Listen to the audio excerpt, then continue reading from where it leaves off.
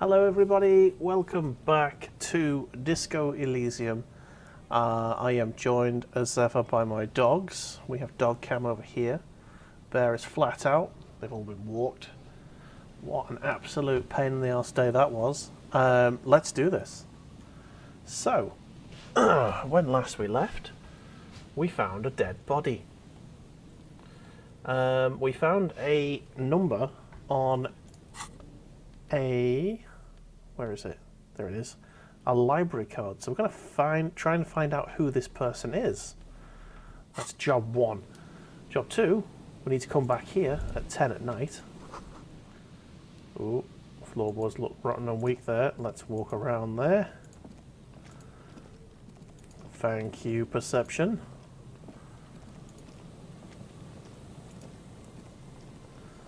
Alright, we know where there's a payphone, so we're going to go and ringy-ding-ding.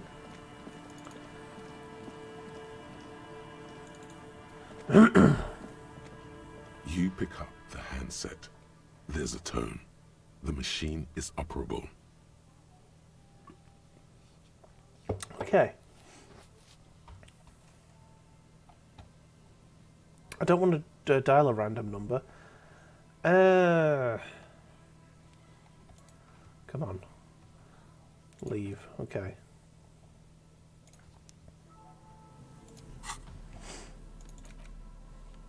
The library card is folded into two and still slightly wet to the touch. Billy is a unisex name. Yes. Could be the deceased. Or whoever owns this card is an avid reader. You find a list of books written most of these titles.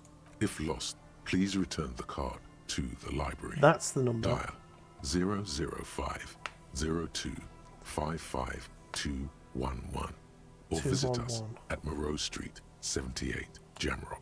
So it's not going to let me call it 900 to 1800. It's not going to let me call it from any payphone. He wants me to go. You pick up the handset. Unless there's a tone. The machine is operable. No. It's not letting me do it, so we're going to have to go to the payphone in the car. Now that's a pain in the ass, we're going to have to go all the way back. For now, well, let's just have a little explore, shall we?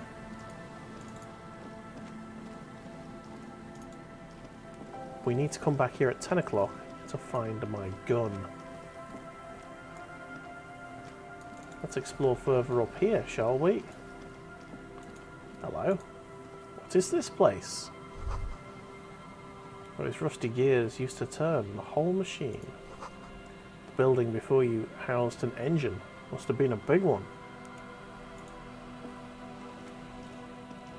Whoa! The chain trails off into the ocean. Who knows where?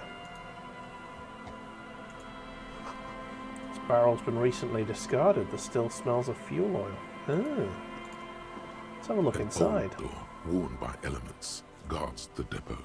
The wind has blown a sand dune in front of it. The door hasn't been opened in a long while. You see a handle. What is this thing, anyway? It's military. A service depot of some sort. Nice. You service Probably what? something that is no longer there. Uh-huh. The lieutenant looks at the hunching concrete toad in front of him. The hunching concrete toad, I love it. I'm going to put my interfacing gloves on and give it a go, I think. Where's my interfacing gloves? Well, we've got that. Let's... there you go, get an extra bit of interfacing. Nice. I think that's all the interfacing stuff I've got, to be honest. Yes. Let's have a go. An old door, worn by elements, guards the depot. You rattle the handle a bit, then push on the door with all your weight. It does not budge. Not only is it locked, it's also jammed shut. Oh man. Oh, the door's shut tight. How can we get in there? we don't get in there. What do you mean? We get into, like, everywhere. Frankly, you're just going to have to accept the fact that you can't get in through every single door. I'm not going to accept this. The door could be part of the investigation. Relax. No one's hiding in there. If we can't open it, others can't either. And thus they can't get in. Alright, let's walk away. Let's put my other gloves back on, shall we? Me sweet half-like gloves.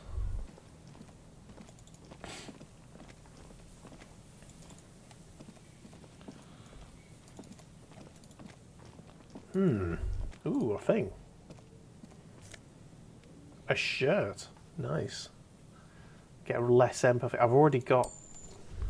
Actually, empathy is pretty not too bad, actually, for me. Rhetoric might be a useful skill, though. Yeah, there's a camp up here. What's going on here? Oh, it's not a camp, it's just a... I think that's a crabbing net thing. One of those cages. What's this? Cigarette butts cleaned away under a rock. Brand. Tiamuriti. Okay, looks like we're getting closer to something up here. You make a mental note. Tiamuriti seems important somehow. Someone's made a campfire here a long time ago. A rusted, broken control box for the radio relay tower. This ladder is too rusty to climb. The sea air has eaten away at it. This relay tower coordinates boat traffic in the bay. Barely.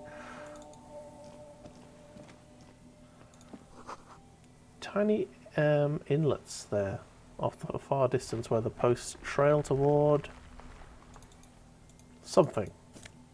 Ooh. A scented scarf.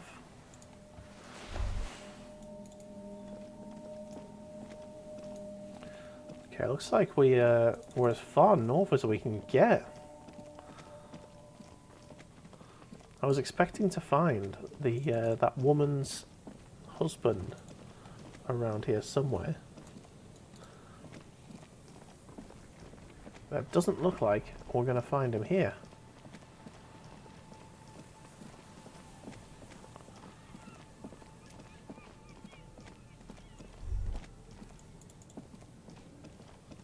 Okay.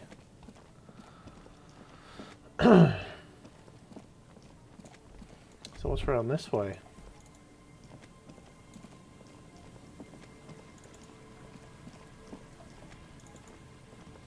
Ooh. That building. Bars cover these large, dusty windows. It says long, but I said large. Hello. And Mikhail noticed the windows, especially with how there are no windows on the south side. This was to deal with. A blond man stands next to his son, pointing to the weather-worn ruins. He sees you approaching and smiles. You officers, come to investigate the historic subtext of West Martinez? I'm Khan Hailostam. You must be Kim Kitsuragi, right? I was just telling my son about this building. Not a lot of people realize the historic significance here. Very rich in hypertext. Now, how did he know Kim's name? Nice to meet you. Hold on. Hypertext? Yes, hypertext. Young Carp and the collection of cultural hyperlinks. He's just making up fancy words. This doesn't mean anything. Wait, what was that about the windows before? Oh yes, so Mikhail. They had to deal with monitor glare, especially in the summer. They still had vector monitors back then. That was 49 years ago. so they didn't have windows on the south wall. Okay. You and Kim know each other? No, I can't say that we've met before, but I've heard of Kim, of course. Mikhail, say hi to the officers. He rests his hand on the boy's shoulder. The child stays hidden behind him, behind the hem of his father's coat, clutching his Worm-themed colouring book. Mikhail's a little tired today. We spent all night trying to run Orbis on his radio computer. Have you heard of it? It's a programming language used in Grad. Quite tricky, but he wanted to play this Grad-made adventure program. We've been getting really into Worms lately. Worms? Oh, very nice. But I assume you're not here for giant worms when there are so many real things to see. Just as I was telling Mikhail before, this is where the Coalition landed in '08. We could be standing on what is the most interesting landmark in Revachol West. Okay. This man is your half-brother. You feel it. But why? What's so fascinating about an empty old building? Aha! But it's not just any empty old building. Okay. He raises his hand to his eyes to shield himself from the freezing snow.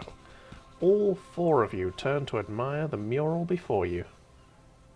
What not a lot of people know is, this used to be the R&D department of Feld Electrical. And Feld, which now sells ink cartridges mostly, was once a top dog in the turn-of-the-century cybernetics boom. Okay. Hold on. Come What's on, camera. R&D? Stop being so blurry, please. Come back to me, camera.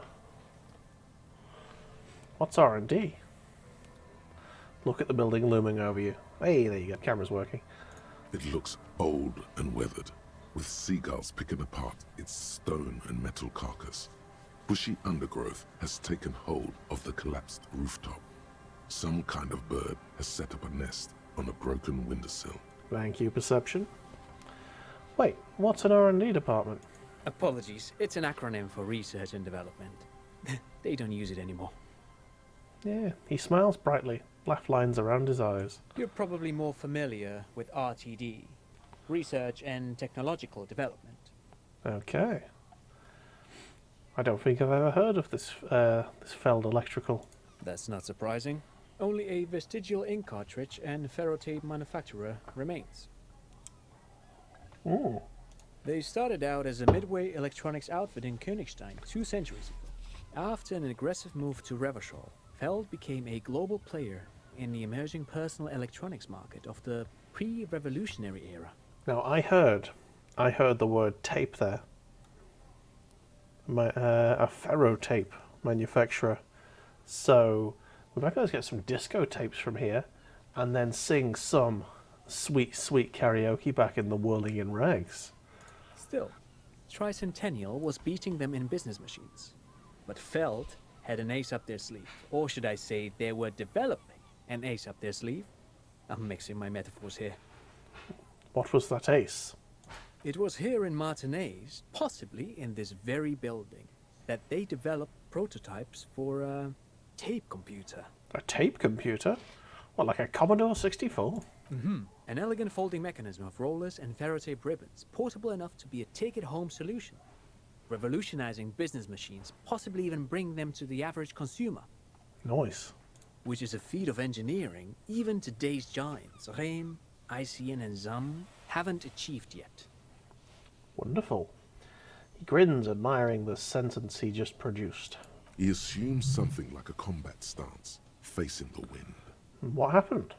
Indeed. What? The revolution! Oh, the little boy knows. Hello, little boy. Unfortunately, their moonshot project never made it to the market. Feld's move to Revachol backfired. The revolutionary government liquefied their assets and expropriated those very advanced prototypes. Possibly from this very building, or one of the adjacent ruins. Dang. All of this was built by Feld, even the boardwalk.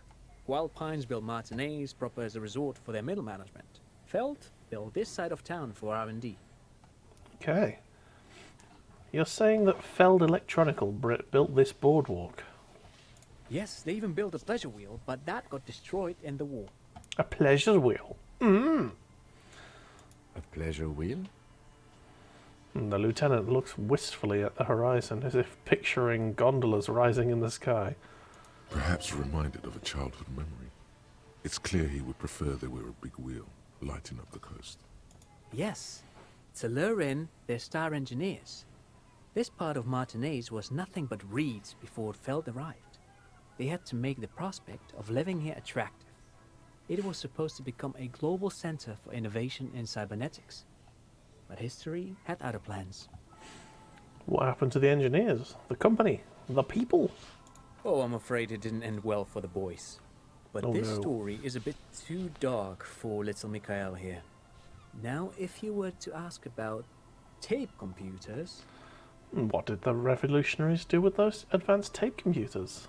they used them for military communications, but also to write and send out press releases. The most notorious example being Le Decret de Mars. Le Decree de Mars. What's that? the Mars Decree? I mean the radio transmission sent out to news agencies and world governments by the newly created Commune of Revachol on the 7th of March in the year 02. Okay. It's a beautiful piece of text, actually. A singer-songwriter I know, Charette, called it a love poem to Revachol on her political concept album, Bombessier d'Insolente. You should read it. Every local library in Revachol stocks a copy of the decree. Okay. I tried to get Mikhail to memorize it. Tried to. Someone was much too interested in worms to be paying any attention. The kid takes a peek at the green and silver worm on the cover of the book, already forgetting about this part of the discussion. Oh man, it's these little details that make this game so nice. How did those tape computers work?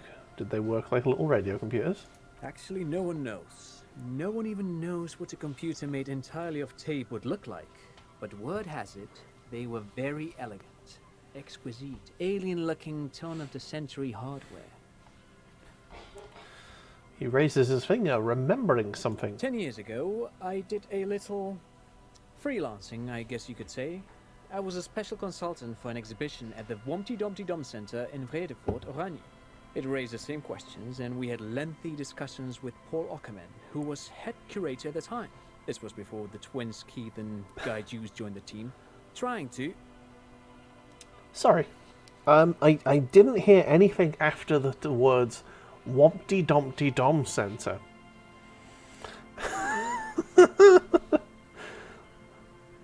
I'm just reading through that again because he lost me at that point. Okay, fair enough. Wait, did he just say Wumpty Dumpty Dum? Thank you, reaction speed. He did it.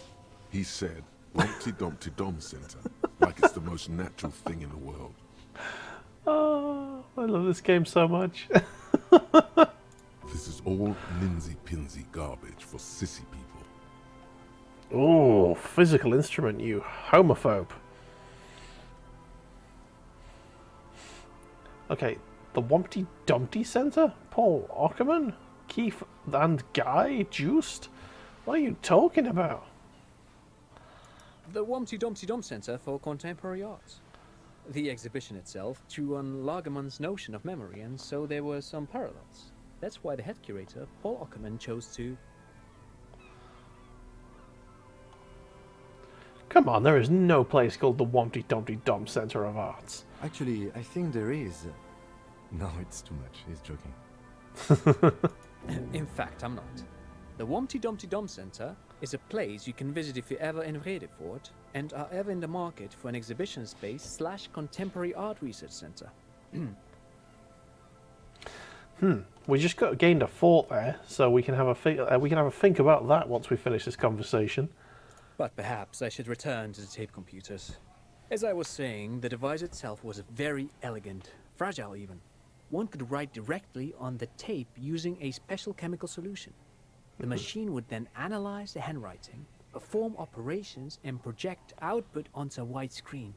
It was a beautiful, delicate thing. I can have a go. Cool. I've seen cooler things than that. The RCM should get some of those. Yeah, I'm going to say that one. Even one would be very useful. Though I understand the socio-economic causes of the revolution, it pains me to imagine the revolutionaries setting fire to the precious device. But so they did. The Feld playback experiment vanished into the fires of '07. The Feld playback experiment. Yes, the official name of the prototype. Some sources report it as the Feld playback experience, but those are incorrect. Why did the revolutionaries destroy it? Who knows? Maybe it was an accident, or maybe they didn't want the technology to end up in the wrong hands. Either way, they're all gone now. All 3 versions of the prototype. Nothing but debris and ashes remain inside that building. Oh, well, that's a 2 shame. seagulls circle in the sky.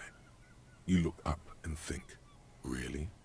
Or was there a 4th prototype that remains hidden in the mausoleums below Coal City? This sounds like a case for Hobocop. Let's do this.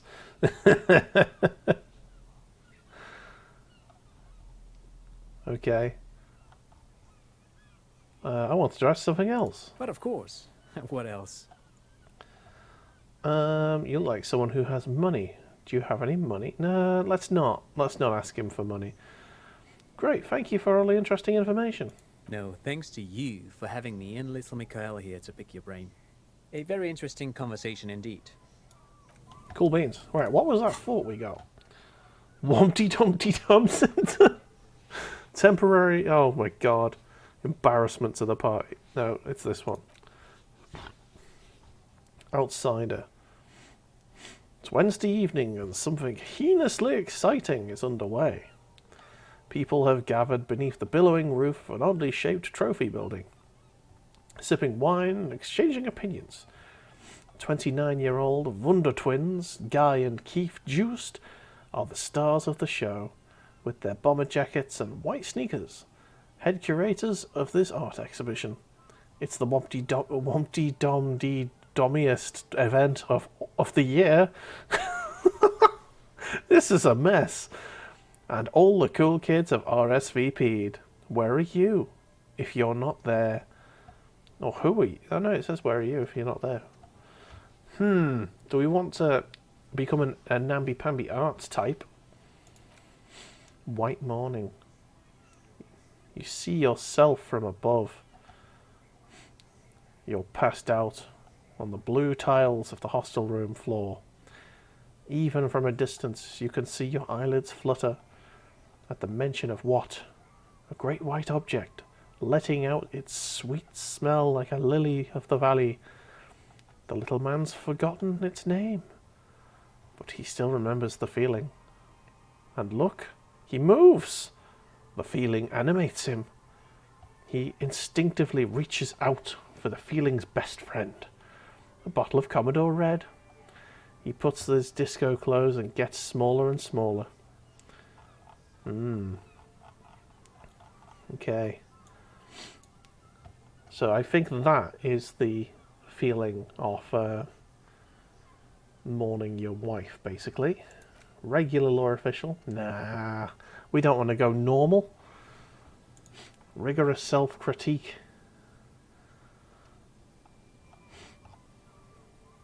Damn sure it was your own fault. We didn't, but we didn't get that one deliberately. So let's unlock this here. Yes, please. And let's put... I'm going to internalize white morning. There you go.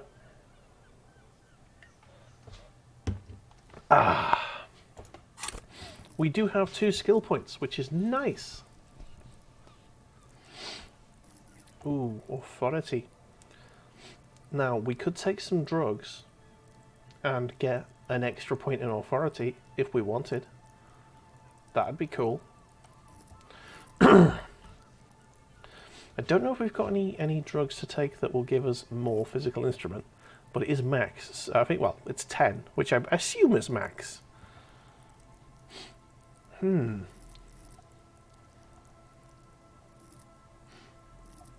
I think I'm going to put one in. I'm going to keep hold of 1 skill point.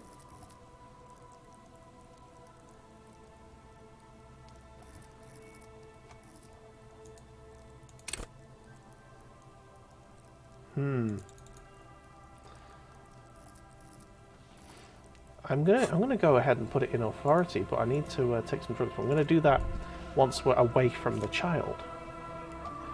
Take the money. Another power box charges nothing now. It's empty. What's in here? Oh yes.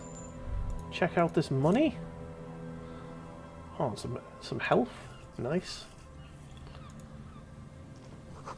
The fence blocks the path. There's no way on from here. Aha! These will be the explorers that we were after.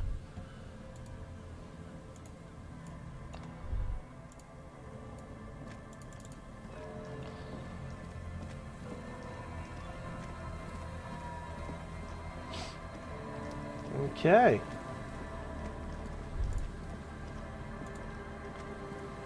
Let's have a look up this tree. If I can. Take the money. These heavy military blockades are riddled with bullet holes and are crumbling. These soggy logs smell of ignition fluid. They still won't light up.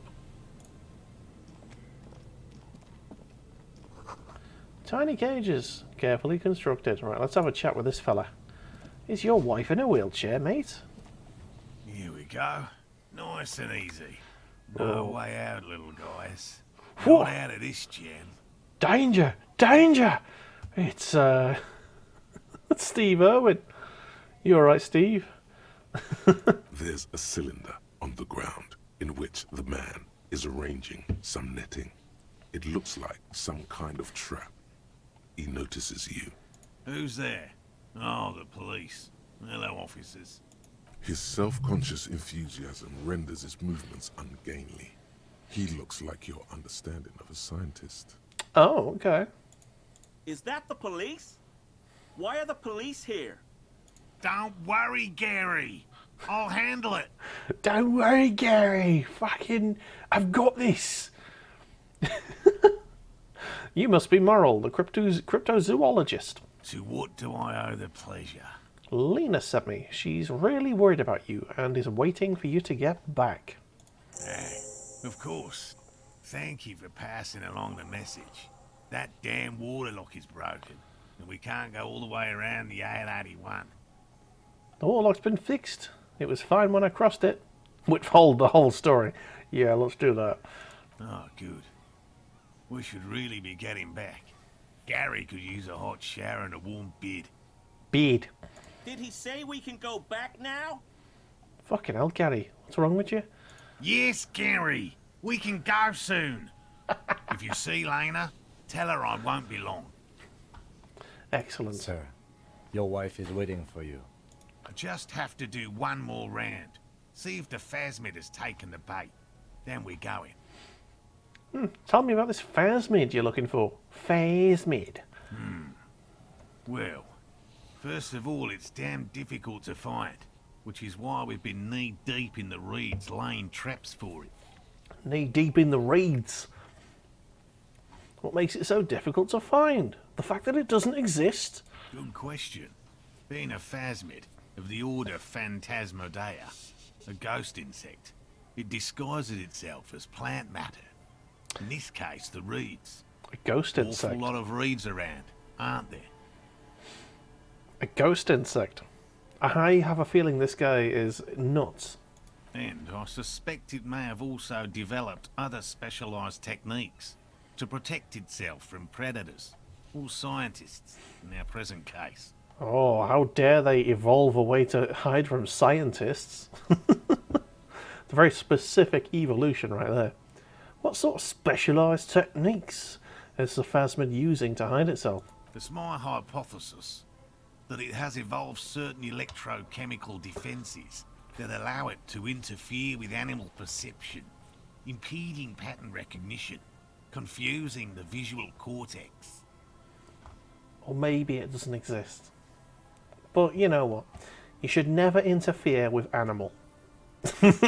But I cannot describe how these defenses work, much less how they evolved, without studying a live specimen. Live specimen? Go and get some alligators. They definitely exist, and you can make TV out of it. It'd be great. How big is this phasmid? I'm expecting it to be quite giant. One known species of phasmid, called the Megaphasmodeozoensis, is about the size of a grown man's forearm. So, He leaves the conclusion up to you. If it's supposed to be as big as a grown man's forearm, I mean, that cage is only just going to be big enough for it? That's kind of weird. Seems puny, to be honest. Puny. I am a physical instrument. Wow. Why are you so interested in this stick bug? Aren't there more sensational animals out there? typical rookie assumption. Oh, Insects are Rookie. much more sophisticated creatures than those unversed in zoology give them credit for. all right, all right. You called me a rookie. We'll let that one slide. Even simply catching a glimpse of the Insulindian phasmid would be the apex of of any cryptozoologist's career. But to study it and its defenses, find out how it stayed hidden so long. Uh-huh. Would be glory itself. Fair enough. What have you discovered about it so far? Very little, I'm sorry to say. No one's ever captured a specimen, so all our information is based on first and third-hand accounts. So no one's ever found one? Not yet. That's what makes it a cryptid. Not yet. It might exist. Just out of curiosity, if there's no proof of its existence, how do you know it's real? This is true. Kim with the banging questions right here. I know it's real. Okay. What are you basing that on? By which I mean, I've heard enough first-hand accounts to believe quite firmly that the Insulindian phasmid is more than mere superstition. People say that about the Yeti, and Yeti, it doesn't exist. What makes you think the phasmid is here in Martinez? There was a credible sighting here recently. A pair of teenagers described a creature that matched the Insulindian phasmid to an uncanny degree, despite not knowing what it was themselves. Uh-huh. It's the first credible sighting in several decades. Admittedly, it's an unusual location for this species, but with all the sewage runoff upstream, it probably doesn't matter much anymore. Maybe the Insulindian phasmid has died out? Proceed. I have to resist the thought. Such an extraordinary creature is doubtlessly highly resilient. After all, it's generally thought to be capable of parthenogenesis. I'm going to ask what parthenogenesis is, I hope. This encyclopedia failure. Parthenogenesis? Yes, the females don't need males to reproduce. Makes it easier for a species to survive in adverse conditions. Yeah, it's pretty clever. Yes, the Insulindian phasmid is a very clever insect. That's why it's so damn difficult to catch.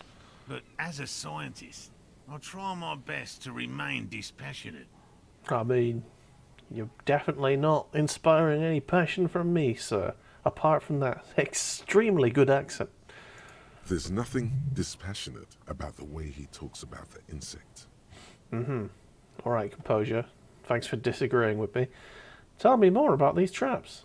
Well, they may not look impressive, but Lena designed them quite cleverly, so I'm sure they'll do the trick. Excellent. Oh, Lena designed the traps? Yes, He says with some pride. How do the traps work? simple. Attracted by the locusts, the phasmid crawls down the funnel and, having eaten its fill, can't get back out. Oh, can't get back out. At least, that's the intention. The net isn't a perfect solution, but we didn't want to use anything that might damage the specimen's delicate exoskeleton. Okay, what are you using as bait? If he says hot dogs, I'm going to be very pleased. Locusts. Oh, okay. Nearly all known phasmids are herbivores, of course. But we've hypothesized that the Insulindian phasmid might occasionally prey on other insects. Okay. Inside the traps, a number of locusts crawl and tumble over one another in a tiny, chittering swarm. A meat-eating stick insect? Does it pretend to be the reeds as part of its ambush behavior? This seems unlikely. Cool one logic. Okay, a carnivorous stick insect? Seems unlikely. Thank you for your opinion. We have also included plant material in the traps to satiate your skepticism. I mean, you know, don't satiate my skepticism, mate. You just chill. You do your own thing. What will you do if these traps don't work? They'll work, I assure you. The Okay. predatory hypothesis, using locusts as bait, accounts for the failure of previous efforts by other teams, which use plants. We have given this some thought. I'm sure you have. Probably too much thought, if you ask me. The traps do seem to be deftly and thoughtfully constructed. It's clear the cryptozoologist's wife knows what she's doing. Okay, let me ask you about something else. Yes. What? Lena seems pretty eager for you to return. And I'm eager to return to her, I assure you. But I can't leave before we finish with these traps. My wife understands that just as well as anyone. He looks south, where Lena would be. Come on, Morale. We've been soaking out here for days. It's time to go back. Gary the crypto fascist. Fucking hell. Oh my god. And leave the traps? Absolutely not. I won't let Lena down. Come on. She wants us back. I'm soaked up to my nuts over here. We'll both catch reed crabs if we don't dry out soon. Won't let Lena down. Sounds like the cryptozoologist's wife shares a special connection to the phasmid somehow. Didn't know the phasmid was so important to Lena, or come on, you're doing it for yourself, not her. Okay, I didn't know the phasmid was so important to Lena.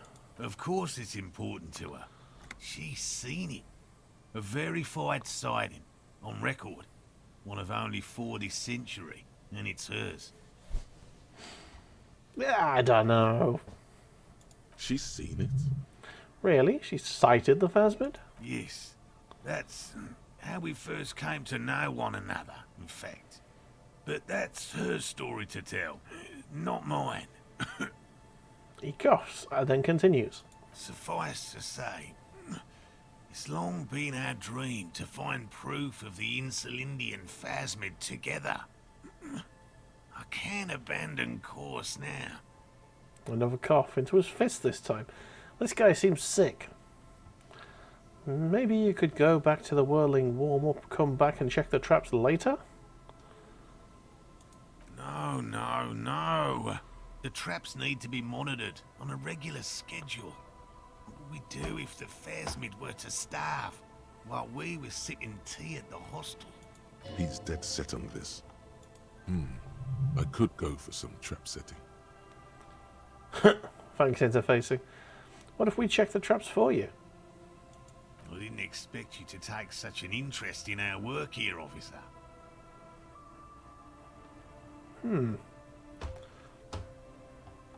Chaos is my method. I am its scion. Well, be that as it may, I'd really appreciate the help.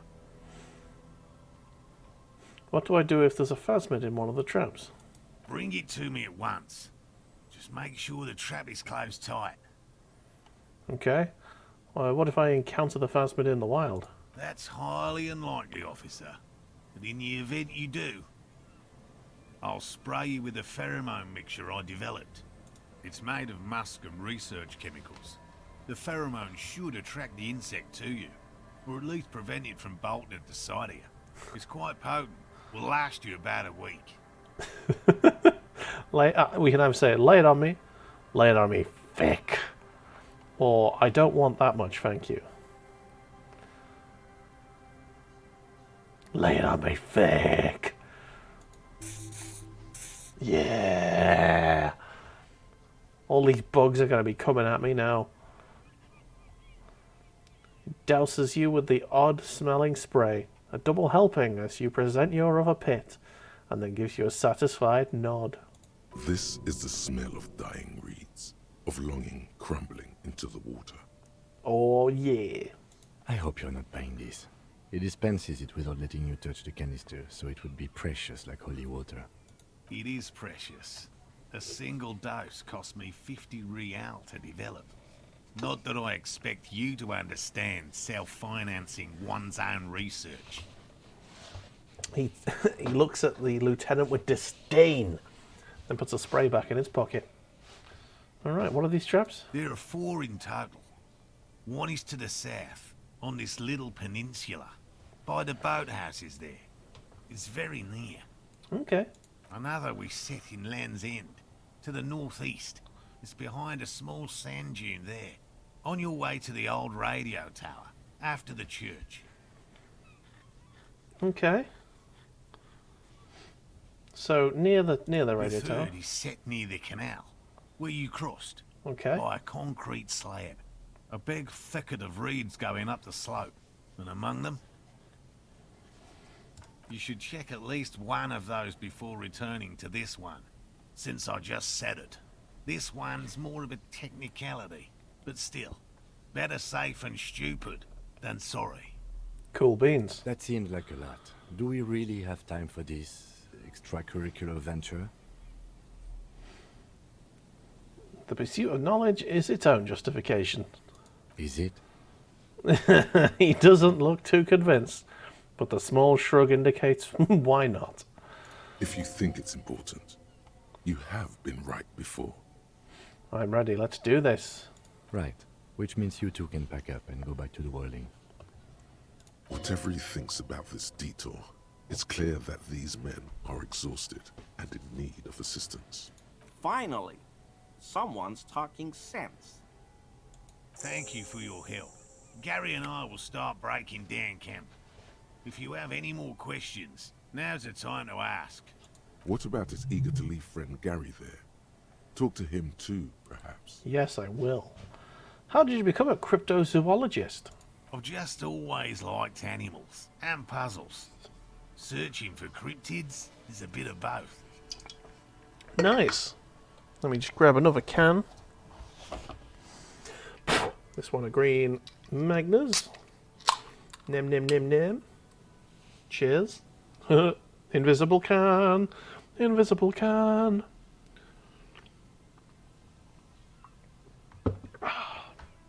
So you're living your childhood dream out here. It's not child's play. Just because I have to traipse through the mud every so often. His eyes narrow. Why are you not just a zoologist? Real animals are puzzling too. Real. I know you think one is a respectable profession, while the other is superstition. Everyone does. Okay. I don't. It's a profession, just like any other.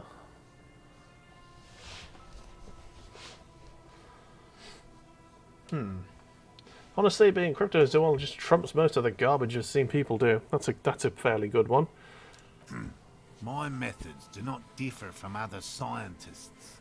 I simply draw upon a wider variety of evidence. And I have more hope that something truly surprising might happen. Excellent stuff. Your nerve endings tell you there is no such thing as a positive surprise. Oh, pain threshold knows. Surprises are bad. Life surprises are mostly miserable. But has anything truly surprising ever happened to you? Go on, let's do that. No, as I said, I have yet to catch a cryptid. Although I have come close. Close enough to keep trying.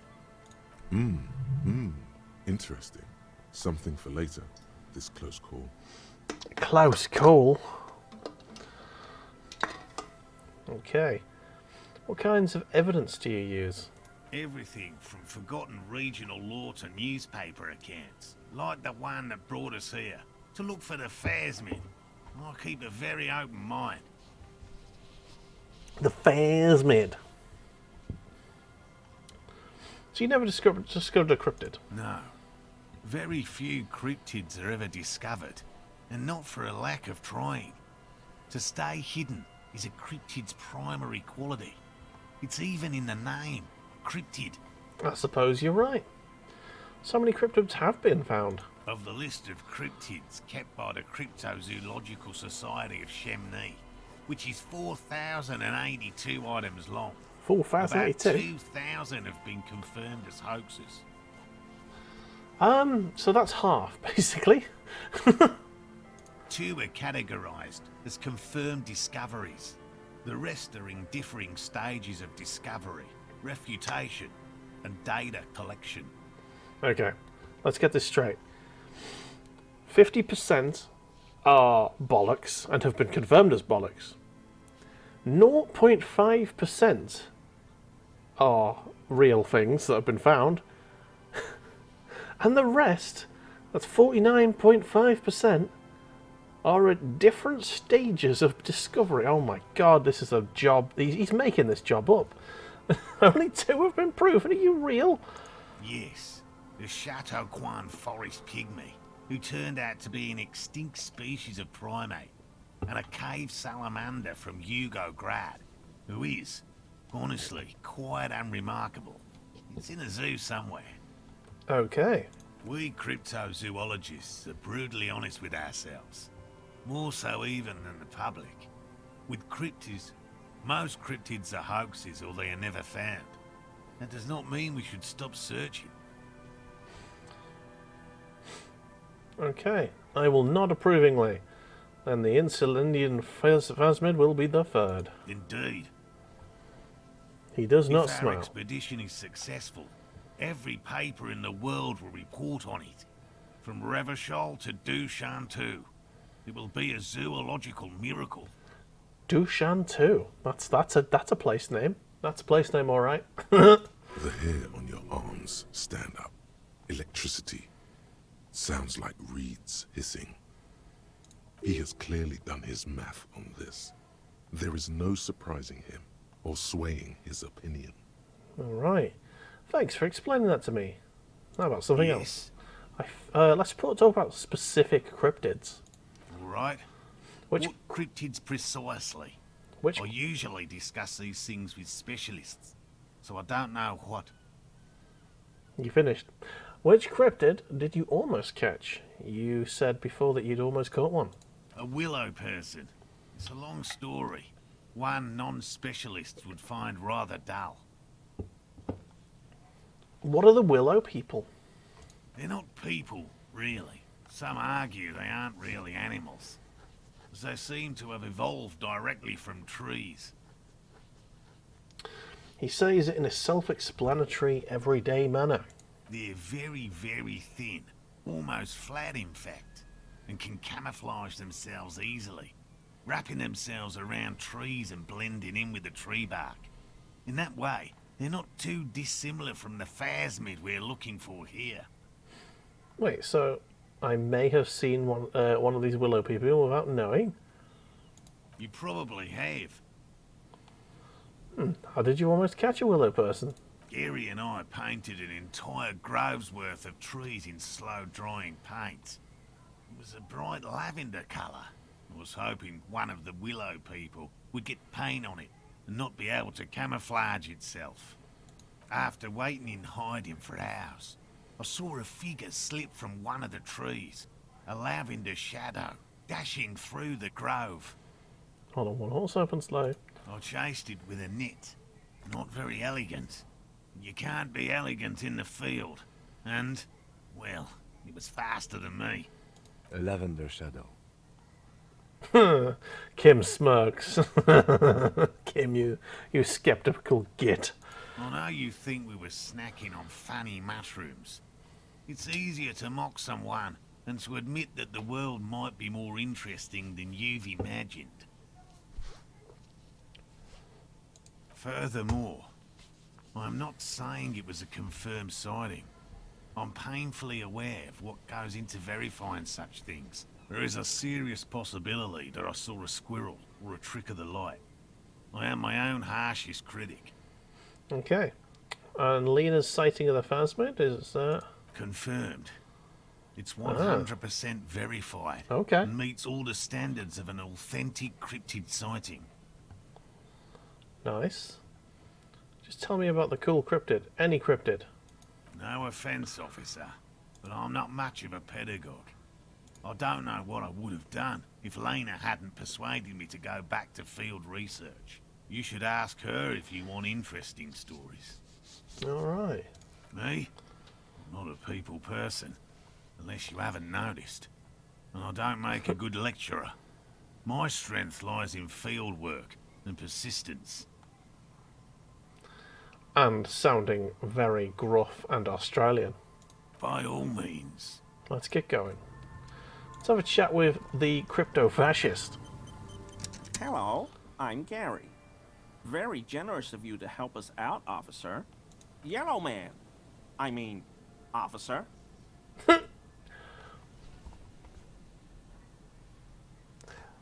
That's not okay.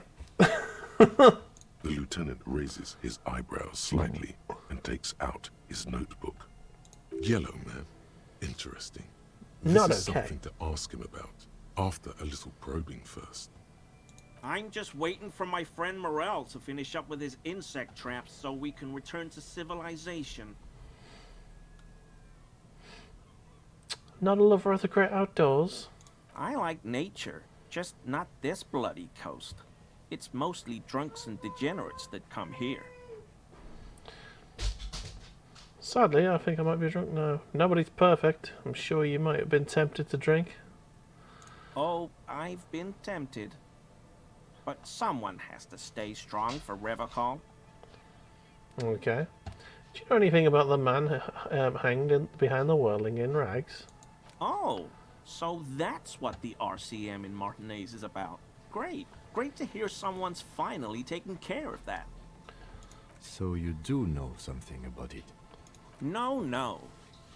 Nothing. He was some kind of mercenary.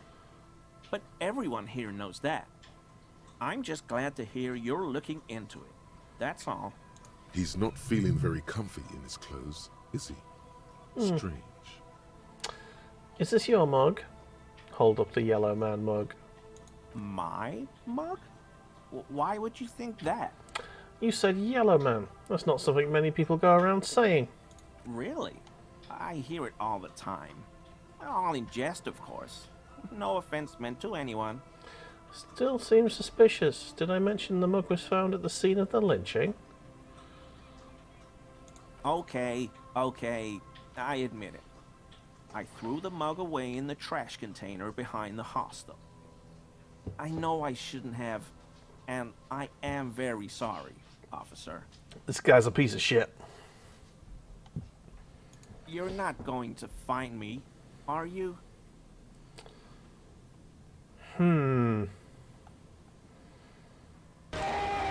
Oh, wow.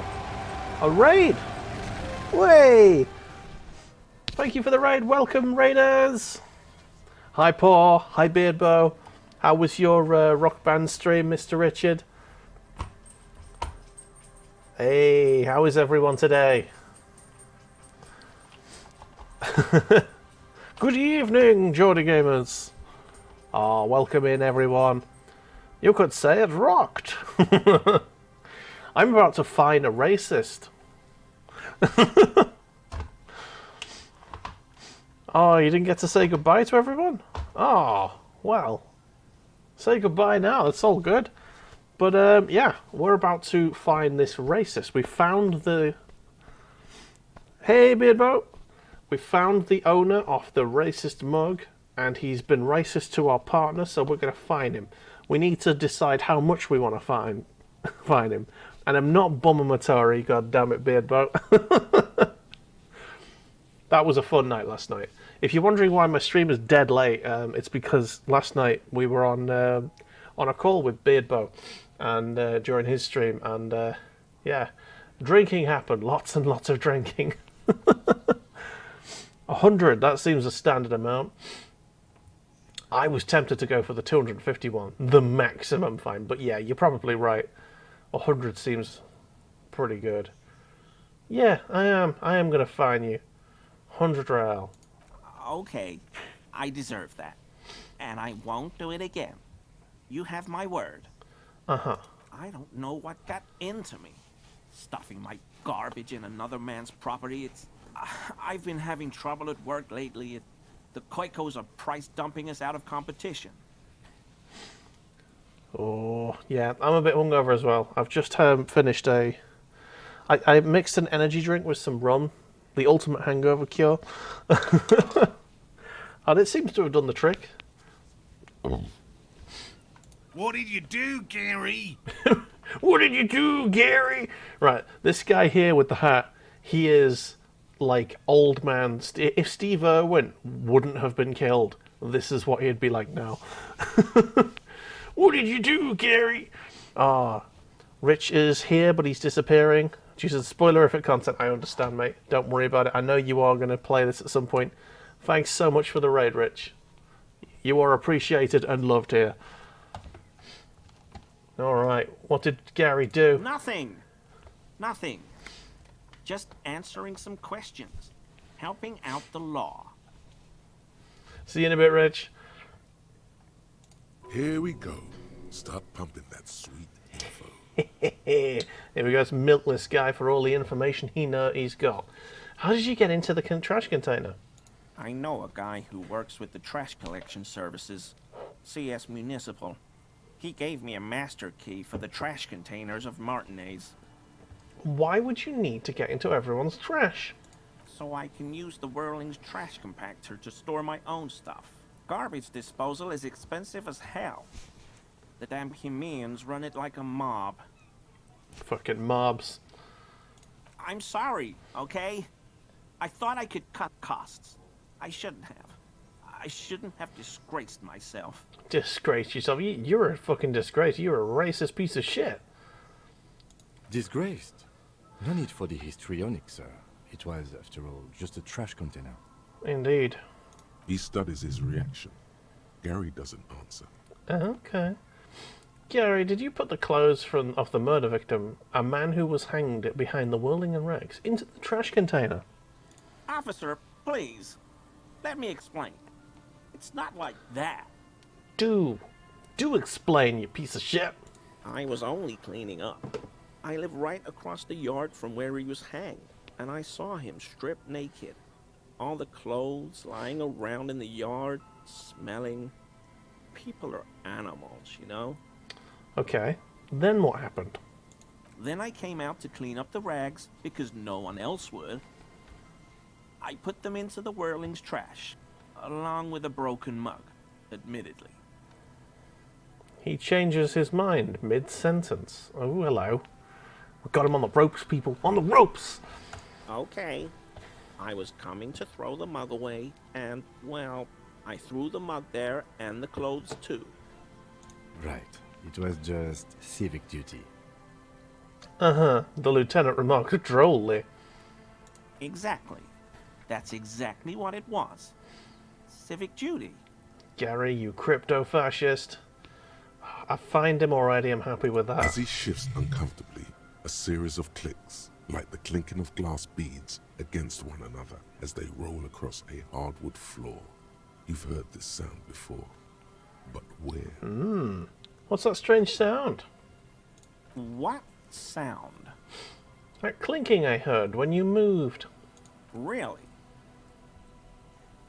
He fans his arms out slowly, and this time, his motions are soundless. There's lots of weird stuff out here in the reeds, though. Insects, trash. Could be the wind shifting some garbage nearby. Uh-huh. Oh, Geordie Gamers, thanks for popping in. It's good to see you. No worries. I know it's a bit of a late night stream, so totally understand. Have a wonderful night. Every day, the wind shifts the reeds and whatever was left in them. Tambourines and condom wrappers, plastic and glass bottles. The smell of decay. Condom wrappers. Giggity. You wouldn't know anything about the victim's missing armor, would you? Armor? No. I mean, yes. Of course. I know he was wearing armor, but I don't know anything about it. Do you not? There's something going on here. You should observe him more closely after this topic is concluded. Let's move on for now. I hope I could help your investigation, in my small way.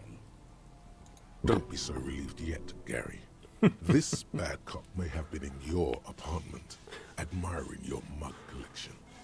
Perhaps a little intimidation? Doubt! Alright. Bit of... Oh, it's a white check. Clinking sound. I want to wear the armor. I get bonuses for wanting to wear armor. Right, let's see if we can unlock a little bit more. It's currently 42% chance of success, so let's have a chat with other things. So, are you a cryptozoologist too? No. I help Morel with research sometimes, and I've learned some things along the way. But I don't usually go in for picnics like this on my own. Uh-huh. There probably is a follow-up to this, but you can't think of any. Doesn't matter. Waste of time anyway. Gotta keep moving.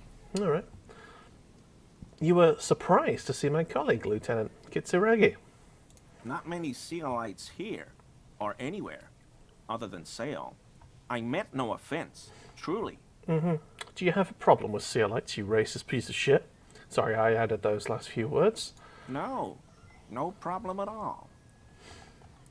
Okay. I'm going to ask him this question before I go on to that. So, Gary, you live nearby in an apartment in Martinez? Sure do, officer. His eyes narrow slightly. He's wondering where this is going.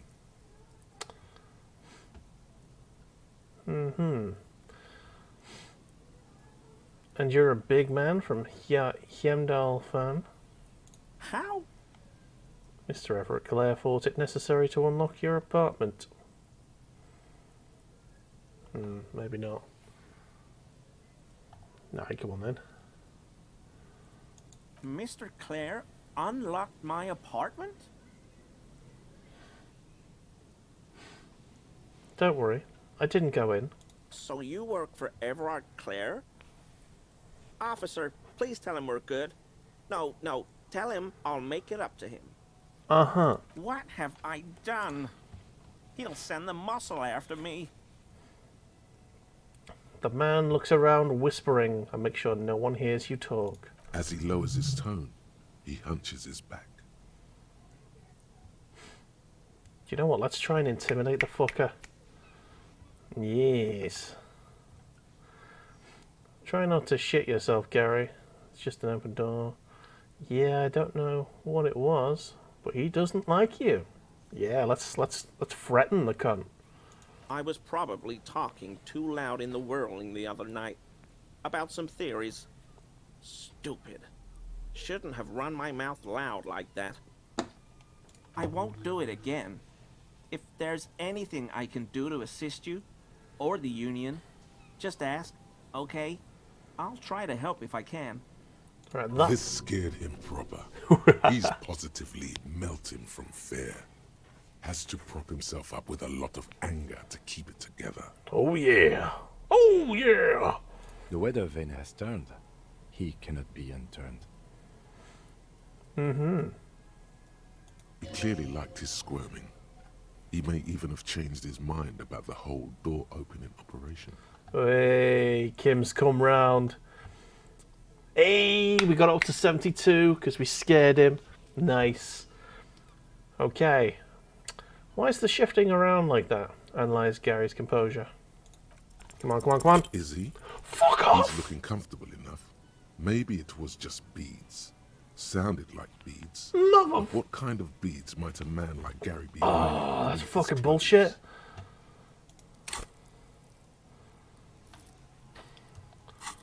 Oh, you fucking piece of shit. Are you currently spotting some anal veins? He sounds like Idris Elba. He may well be. That's composure. That narrator, the voice there. You have to ask that. Are you currently spotting anal veins? You wouldn't be able to hear if you were wearing anal beads. How would you know, Kim? There is something we don't know about Kim. Please excuse my colleague's humor. Working this murder case is taking a toll on us both. You don't quite have to answer that yet. Of course. Of course. Right, thank you for your cooperation. Right, that's a white check. All we need to do is put a point into composure. I'm glad that we kept these skill points. Let's level that shit up. Oh, hang on, I didn't accept and save. Boo! Oh, no, it did. It worked. Cool. Always a pleasure. I mean... Let's try that officers. again. 83%. Come on. This is going to be like... I fucking hate dice rolls, man. It's a piece of shit. Come on. That shirt is very uncomfortable on him.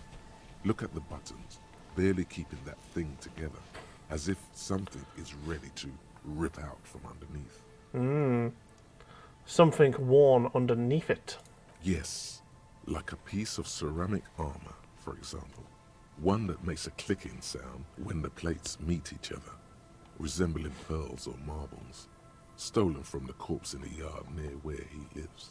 I see you're a connoisseur of high-quality combat gear, you racist piece of shit. I knew you'd figure it out, officer.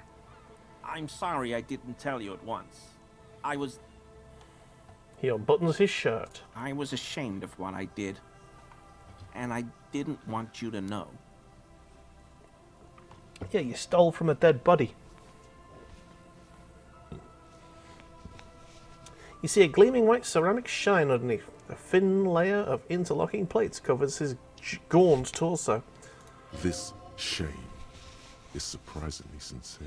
Oh, okay, so he actually is slightly ashamed. Okay, he has some feelings. Gary, what's going on? Gary! I love this guy. What's going on, Gary? What have you got under your vest, Gary? Later, Morale. I've got apologizing to do. No, you've got explaining to do.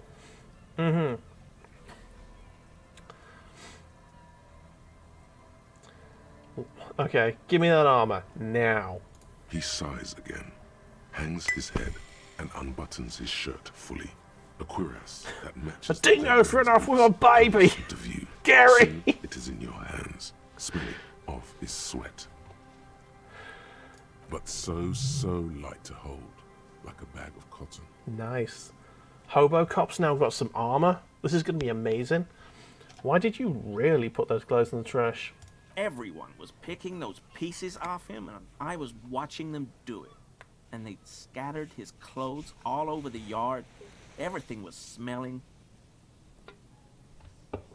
He looks at his feet. So I went there to take out the trash and started cleaning up. All those rags on the ground, him swinging up there, and I had a lapse of honor, sir. I thought, he's a foreigner. They all say he wasn't from here. Just because he's a foreigner. Oh, he's so racist, this guy. Come on. Only the cuirass was left, so I stripped it off him. It was early in the morning. No one saw me. I took it with me. It was a mistake. Had I known it'd give you guys trouble, I wouldn't have... Fuck. I mean, I hope we can find him again, but I'm kind of regretting not giving him the 250 fine. It's okay. It was a loose end, and you're tying it up now. Okay. I'm so fucking sorry I called you Yellow Man.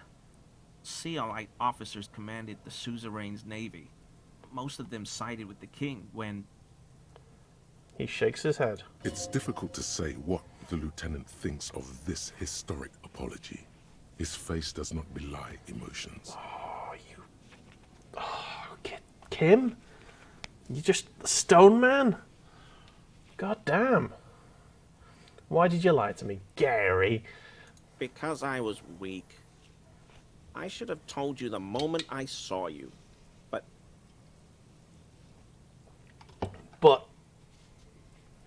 But what? The hell, Gary?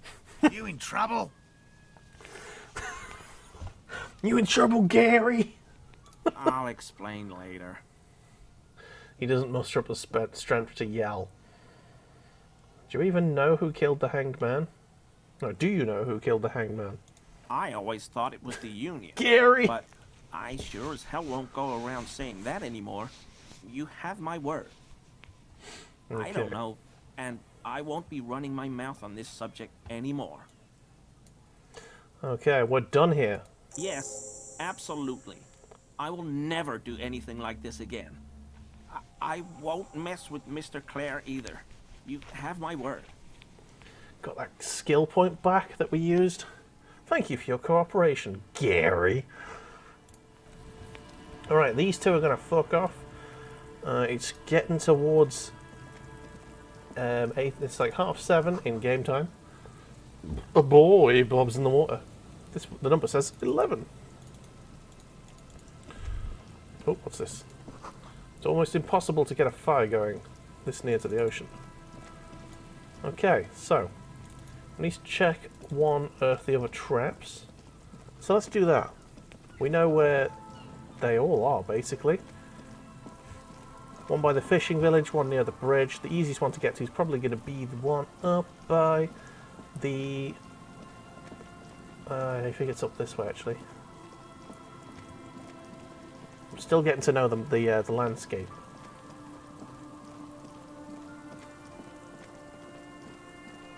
Doing a lot of running here. Right, it's up this way, I think. Near a sand dune. Aha! There it is. Let's check this trap.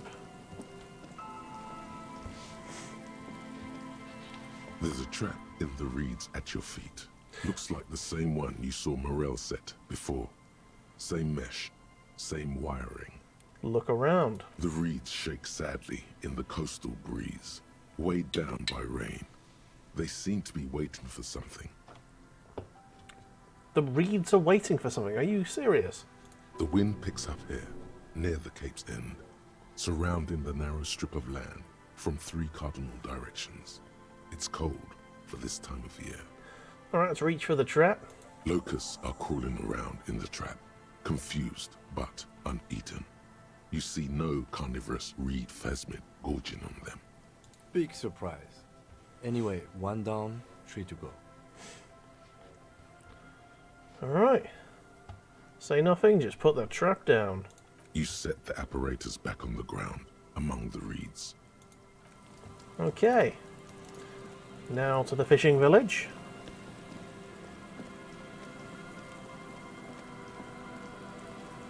That leads this way.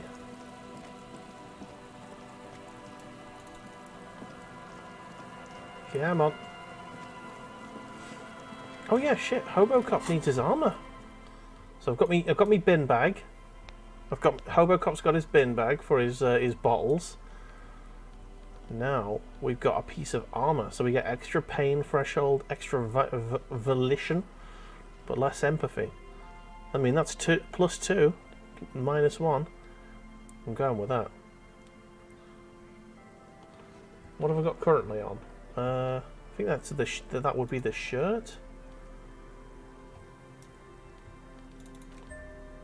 Yeah. Hobocop has a fucking suit of armor. Excellent. The white ceramic cuirass hugs your torso, shielding your vitals without adding much bulk. Yeah, what does a Hobocop need empathy for anyway? All he wants is just plastic bottles, cans, and fucking a sign. All I need now is a sign that says you're under arrest, instead of saying we'll dance for money. Your movements cause tiny little clicks, like dice rolling somewhere far away, as the plates reorient to your motions. Okay. Decked out in future armor like a cop ought to be. Oh, we've got one of 2 forts that we can have here. I will be responsible with this. This is just to protect me from harm. Now I'm going to do this one decked out in future armor like a cop ought to be. The hardened vitreous enamel, at once sleek and voluptuous, adds a glow to your cheeks and a spring to your step. Just imagine what a full suit of this stuff could do for you. Oh, yeah. You really do feel more confident. Invulnerability does that. Even partial invulnerability. This is the long sought after enemy technology. I can't just enjoy it. I must study it. Remember, this is a highly specialized kinetic redistributor meant to stop bullets. Wear it. Observe its properties. See if there's a weakness in the design. For the day you have to fight someone covered in the same material. Oh, yeah. Okay, so the next thing we have to do is go to... We can't go that way. It's around here. Just keeping an eye on that time, because at 10 o'clock at night we have to go to that pier. Right, here's the fishing village. So it's probably going to be on the beach somewhere here.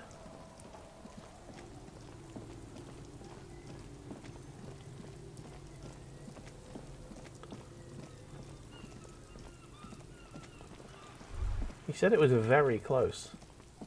Aha, I see. I don't think that's the fishing village one though. I think that's the one that's near the dock. Yeah. So the fishing village one is A still familiar apparatus to be lies done. among the reeds. Another one of Morel's traps, weighed down by stones to keep it in place. Let's look around. The reeds bend forlornly toward the sand.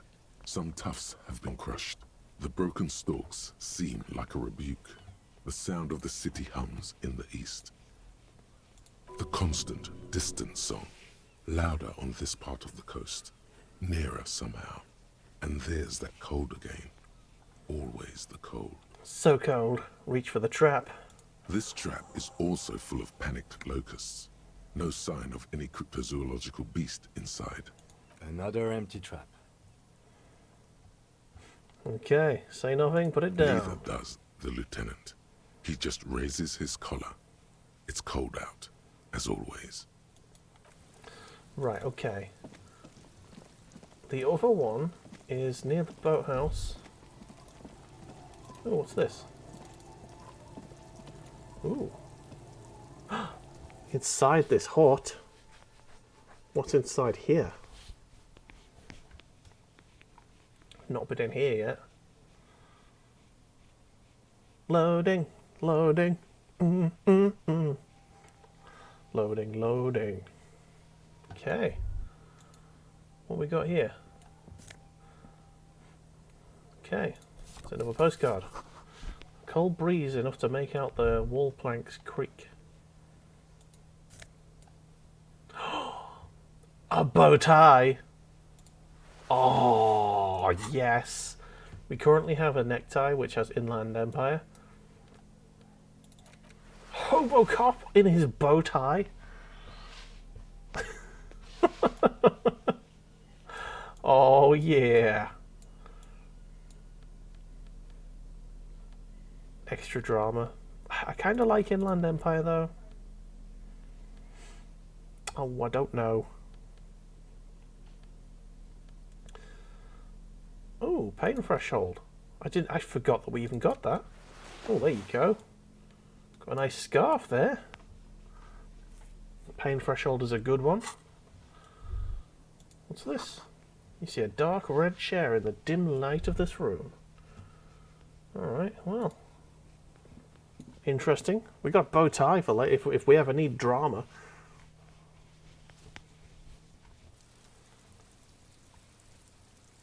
Oh, what?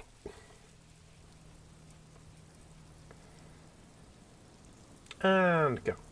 Here we go. What's in here? Plazzy bottle. Hobocop's favourite meal. Through the broken glass, dusty shelves, and a forgotten chair. That's what we saw. Right, so there's a bench there. There's the drunkards. There was a fault going on here. What's this? Sounds of life in the north. A washboard scrubs the fabric. Aye, that's the nice lot washer lady. Okay. So the fishing village. It's gotta be near here somewhere. Is there a trap somewhere nearby?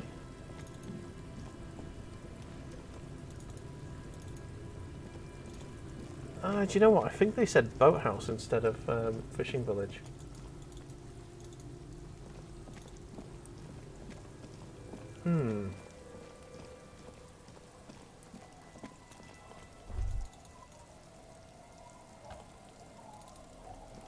Might be this way. Okay, so there's the drunkards. Being drunk and stuff.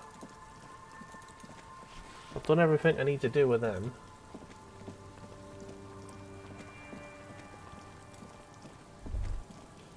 What's this say?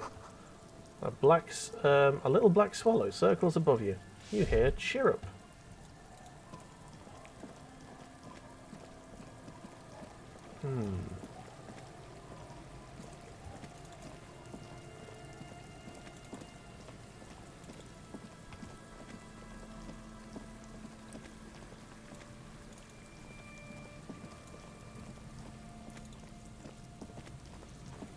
So we've been there.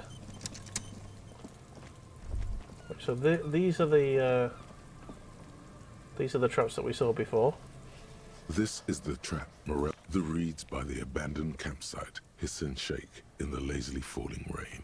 It's good the cryptozoologists left. This isn't a very cozy place to stay night after night. The later it gets, the colder. Remnants of the camp can still be seen in the sand. Let's reach for the fire trap. that's gone out. You feel strange, somehow. Somehow. Nothing but locusts in this trap as well. Definitely no cryptozoological monstrosity. Okay. Empty as all of them. One more of these and we're done. Yeah. I must stress I did not expect a cryptozoology monster to be in this trap. Of course. Okay. So, I actually don't know where to go now. Oh, hello. Oh, I see a thing. Oh, what's this? This section of the coast hasn't been used in decades. A box with a couple of pennies in it. Is that a bottle that I can take? No. Damn it. Oh, there it is. There's the final trap. It takes you a moment, but finally you spot the last of Morel's traps. This one's partially obscured by the reeds. Look around. Behind you, a ruined residential building looms over the reeds, shielding them from the wind. They rustle confidentially, in tune with the pitter-patter of the rain. When this district was booming, the reeds were kept at bay. Nothing obscured the freshly painted facades. Nowhere for drunks and adventurous teenagers to hide. Facade. Now only the wind blows. Let's reach for the trap. The trap feels light and silent as you pick it up. Something is different here. Could it be a thing? No locusts. No locusts. No phasmid either. But still. Look closer still. Well, the bait worked on something. This doesn't mean it was a reed monster, though. Unless you see one in there. I just see an empty trap. The netting is a little untidy. Messier than the others. Like someone or something picked up the trap and shook it before dropping it back down on the ground. I do get the feeling that someone or something may have messed with the trap. Perhaps our cryptozoologists have competition in the form of an actual entomologist, or someone else is sabotaging them. I could present more theories, but then I would be taking this on as a case, which I'm not. Okay, but what if it was the phasmid? What if it ate them and got out? Right. Anyway, that's for the cryptozoologists to figure out now. We're not cryptozoologists. We're cops. Okay, leave. Let's report these findings immediately. And by immediately, of course, I mean after we've done the exploring of this building over here, which we never got to do. Because we got distracted by life. What's up this way, I wonder? Oh, this is the... Oh, okay. There's nothing here then. Just, I need to come back here at 10 o'clock at night. Of which there is more time. So, let's head back to the Whirling and Rags and have a chat with the cryptozoologist and let him know that one of his traps has been tampered with. / something's gotten out of it.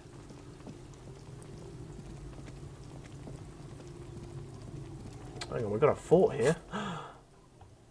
Fairweather T500. Nice. It really hurts to punch this armor.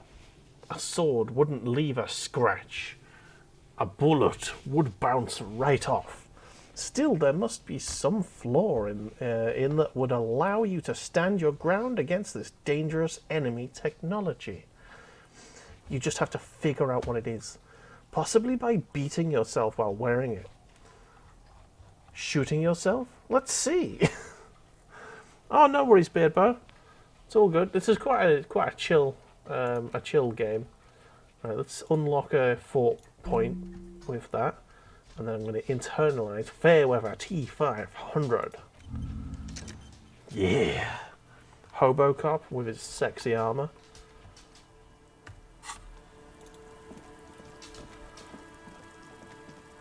There's the car I crashed. Joyful. Okay. Oh, where are we going? Back over we go.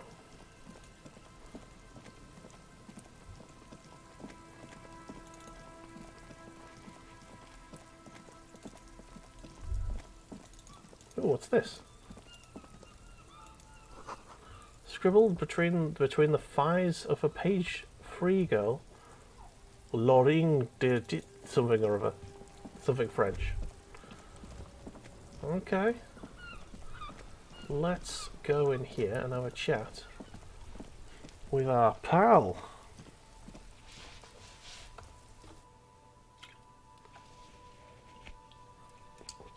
Next can. And yes, I am somehow drinking even after yesterday's glorious time.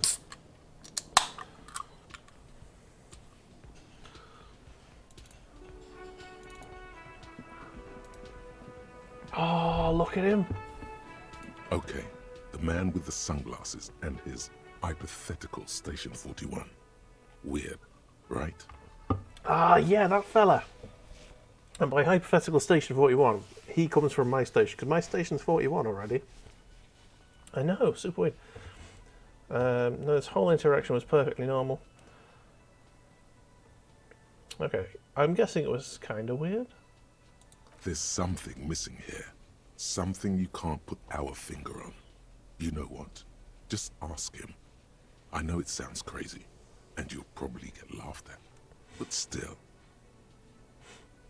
I was thinking the same thing. I should just ask him if we're from the same station. Yes, just cross it off the list. It's probably not true, though. No, we are from the same state. I already know this. I've at least put it. But look at this fucking fella. Look at him. Amazing. It's great to see you again, officer. My wife can't wait to thank you. Go on, talk to her. Oh, well, alright. Hello. Oh, sweetie, I don't even know how to thank you for finding my husband and helping him out. I hope we haven't been too much trouble for you. It was a truly epic long-distance trek. No. It's just on my way. Nah, just doing my job, man. Here, I want to give you a small token of my gratitude. It's a tie. Mexican origin. The pin is an antique. Quite special. She hands you a thin ribbon held together by a silver band, a bird skull. The little silvery knob holding the tie together feels warm in your hand. It's in the shape of an avian skull with 8 eyes. Alright, cool. Oh, you never told me you've seen the phasmid. Oh, you don't want to hear about some old woman's ramblings. I fucking do. Come on. Ramblings. Nonsense. Your description of the phasmid is the most precise I've ever heard. But, darling, I didn't even get the size of it right. You were a child, my dear. Really. It's extraordinary what you were able to describe. Now go on. Tell our friend about it. He's proven his interest in the field. Reflexively, the lieutenant read his familiar notebook. Come on, this isn't police work, Kim. Take a day off, Kim. Come on. Well, it was summer. I was building a racing track out of sand on the beach near a tall stand of reeds. Quite a tall one. Many times my height, I remember. When, all of a sudden... Wait, where was this and how old were you? I'm getting ahead of myself. I was 5.5 in Betancourt in the suburbs. My grandmother had a summer home there. What happened? The strangest moment of my life. I looked up and one of the reeds moved. Not like a plant, but like a living thing. A living It thing? stood up and looked at me.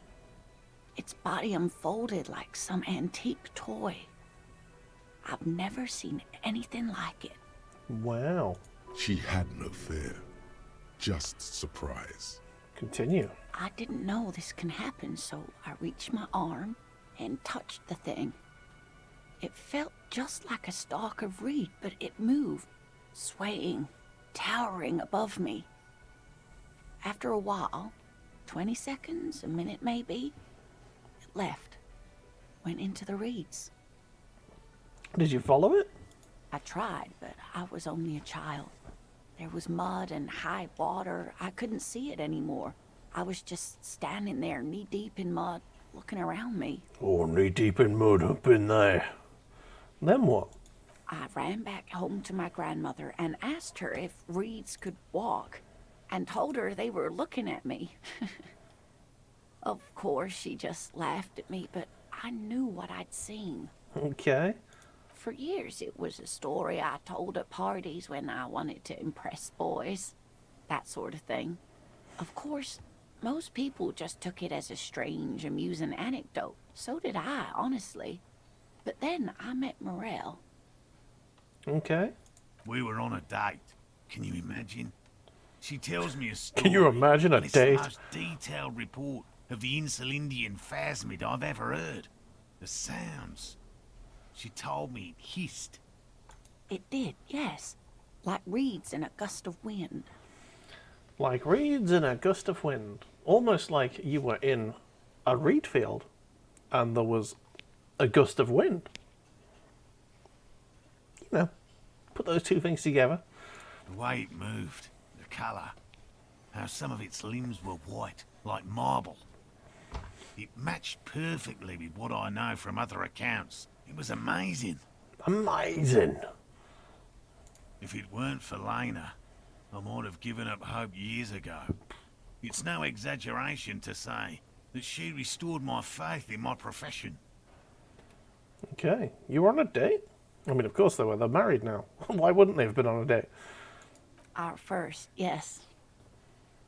Its limbs are white. Not all of them. There is some white coloration reported, along with beige, where the camouflage ends. How big was it? It's hard to say how big things are when you're quite small yourself. To me, it seemed to be taller than I was then, but that's probably not the case. Maybe you just imagined it, Lena. How could she? Who imagines this? She didn't know about the phasmid. This is the main thing here. What makes it a confirmed sighting? She had no previous knowledge of the insect.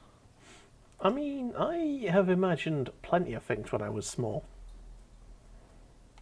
That's true, yes. I'm almost certain neither my mother nor my grandmother knew of it. It was only when I started telling my story as a teenager that boys would tell me, Lena,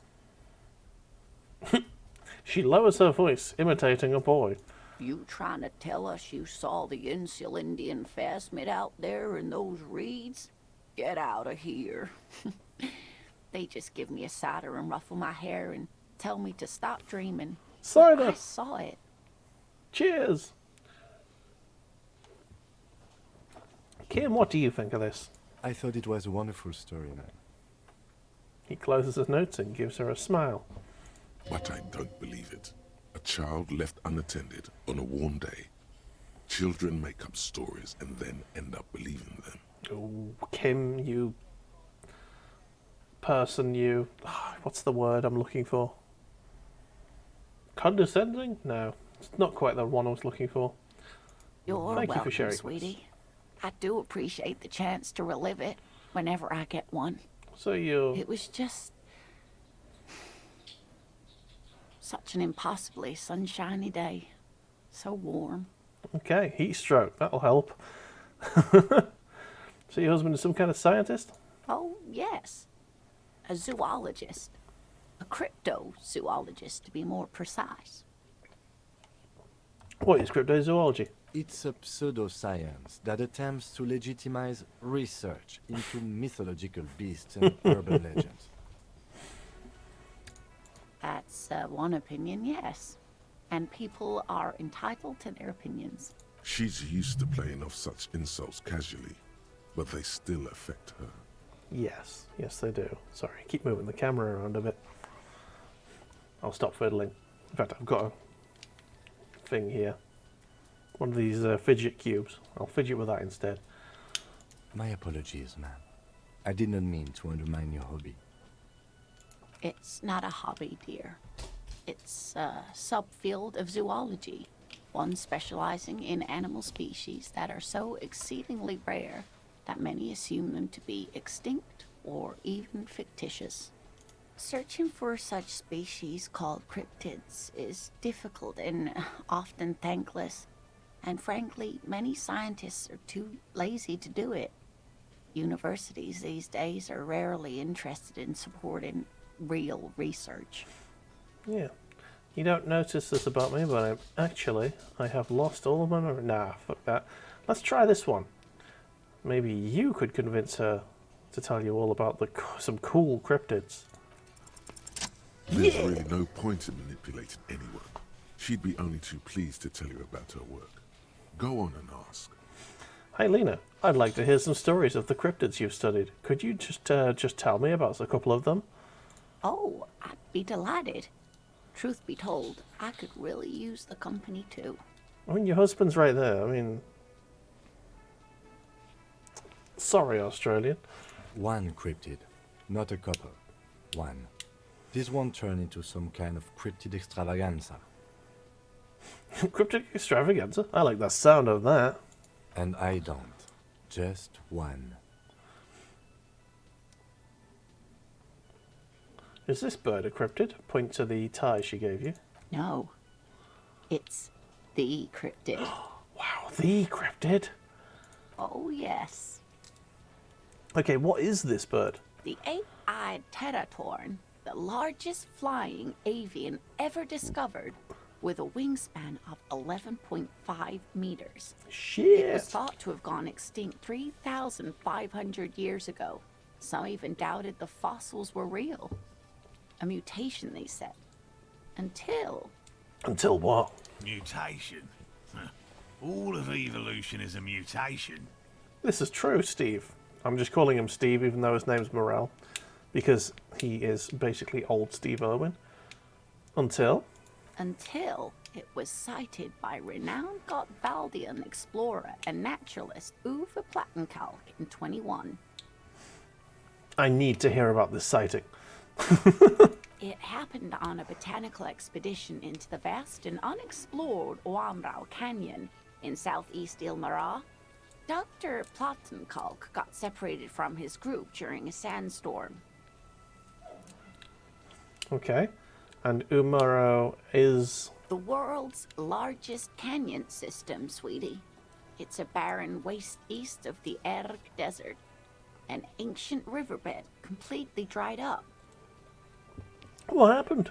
Alone in the blasted desert heat, the doctor wandered eastward, where man hasn't stepped foot in over 1,000 years. since the fall of Pericarnassus. Pericarnassus, wow, that's a big word. He was lost, without any navigation equipment, and desperately low on water. After a day or two, he noticed a bird high in the noon sky. A great black bird. It seemed gargantuan. Nice. Every now and then, the bird would dive down to feed on an animal carcass somewhere on the horizon. But by the time Uva got there, the Teratorn had taken off already, and the carcass was picked clean. This happened many times. Eat the bird. Uva. It's the only way to survive. Nice. He was following it. Yes, or rather, hunting. A bird that big has a lot of blood in it, and he was dying of thirst. For many days, Dr. Plottenkalk followed the Teratorn until they reached a great canyon wall where the bird finally landed to rest. The professor climbed up there with a rock in his hand. He found the bird sleeping with his head tucked under its wing, a great black pile of feathers on the perch. So he approached, slowly squeezing the rock in his fist. Is this guy in this story gonna club the bird to death with a rock and then drink its blood? I think that's where this story's going. Let's carry on, shall we? Watch out. Watch out, bird! You're gonna get rocked! Then the Teratorn suddenly looked at him. He could see it had 8 eyes, 4 on either side of its skull, like a spider. And the man couldn't move. He was paralyzed, frozen into place with the rock in his hand. Whatever he did, he could not get closer to the bird. I mean, it's a bird spider at this point. It's got 8 eyes. The bird was controlling his mind. It kept him from approaching. He could step back. Every time he stepped forward, paralysis. Damn. Uva spent 3 days trying until the bird flew away. An 8-eyed mind-controlling bird? Fuck yeah! Absolutely, sweetie. Cryptozoologists have been tracing it ever since, but Wamrao is vast, mysterious, and holds many secrets. Damn. Modern radar telemetry shows great promise. We will confirm this one by the end of the decade, latest. Okay. This one I liked. Not only does it have 8 eyes, and is a living fossil, and the largest bird ever to live, it also does mind control. So that was the last anyone saw of it? Sadly, yes. But there are numerous reports of 8-eyed bird skulls from Il Mara. And then there's the striking resemblance to the Pericarnassian imperial eagle, an ancient heraldic symbol that is hard to pass off as coincidence. The imperial eagle, too, had 8 eyes. Nice. Very, very hard. I know you are, Morel. This one's very famous. Everyone knows it. People will be looking at that tie on you and thinking, that man is into cryptids. So, what else do you want to know?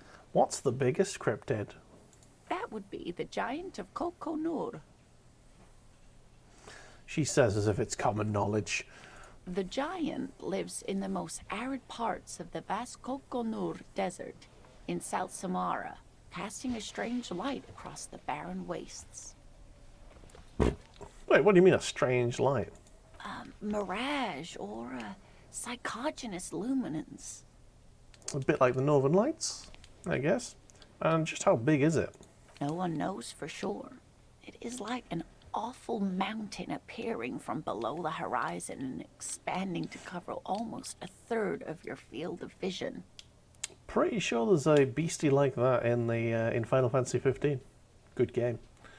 Is it dangerous? The towering luminosity of Kokonur is a bad omen in local folklore. Some say it's a Fata Morgana, others, fate unimaginable. Fata Morgana. Big fatty boy. Who here? No animal can be that large. It's a mirage. Ooh, I think Steve Irwin's older brother's got something to say about this. That's what makes it so peculiar. A species surviving at the very limits of scientific law. The giant of Kokonur must be the largest animal the planet can support. Okay. Bear's just... Okay, there you go. He's found himself a comfy spot. Right. There are limits, you see, to how large a metabolism an ecosystem can beget. Some say a gravity anomaly below the Kokonur desert might allow the creature to grow to these gargantuan sizes. Okay. What's the tiniest cryptid? Hey, you promised you'd only ask about one cryptid.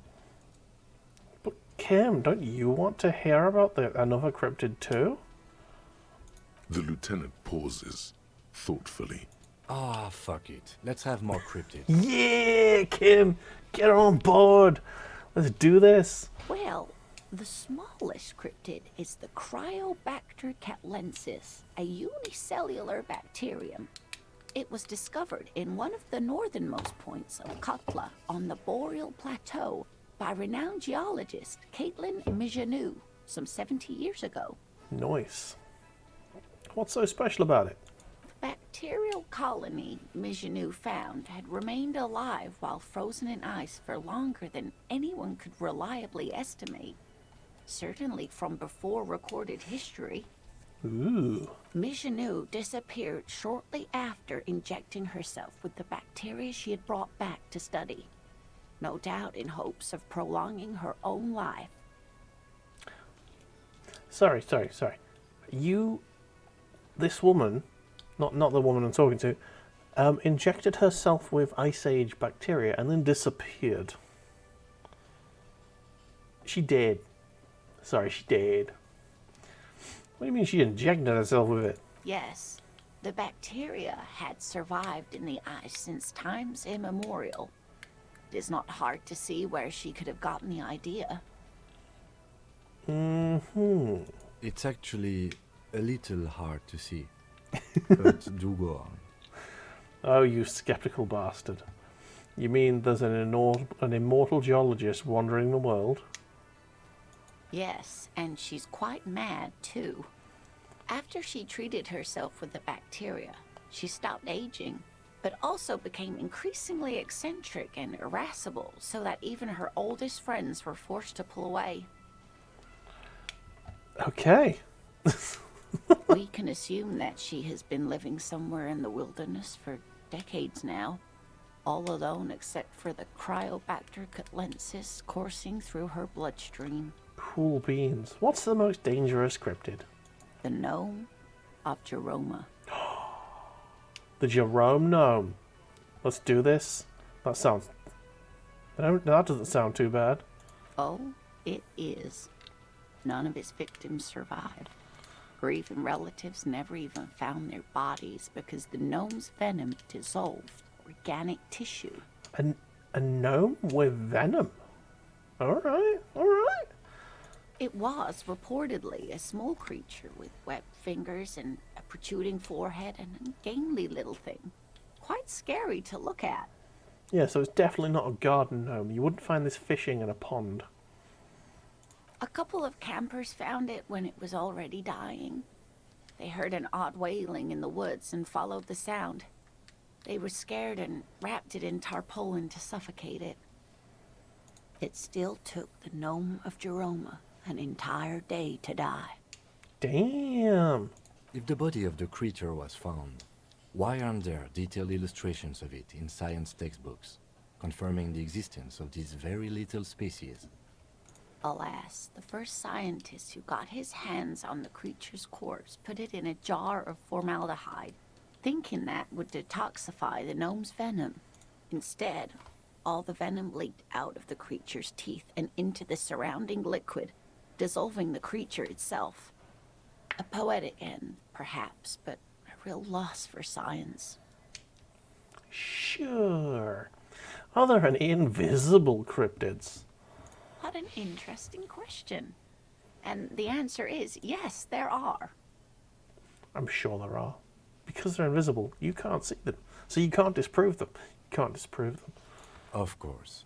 All fairy tales have someone or something invisible in them. Oh, god damn it, Kim. You have no filter. I love Kim. He's so fun. Shush, Kim. She's going to tell me about the invisible cryptid. What is it? It's the Col de Mamadaqua.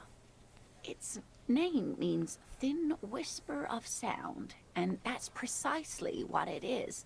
Self-replicating sound waves, invisible and intangible.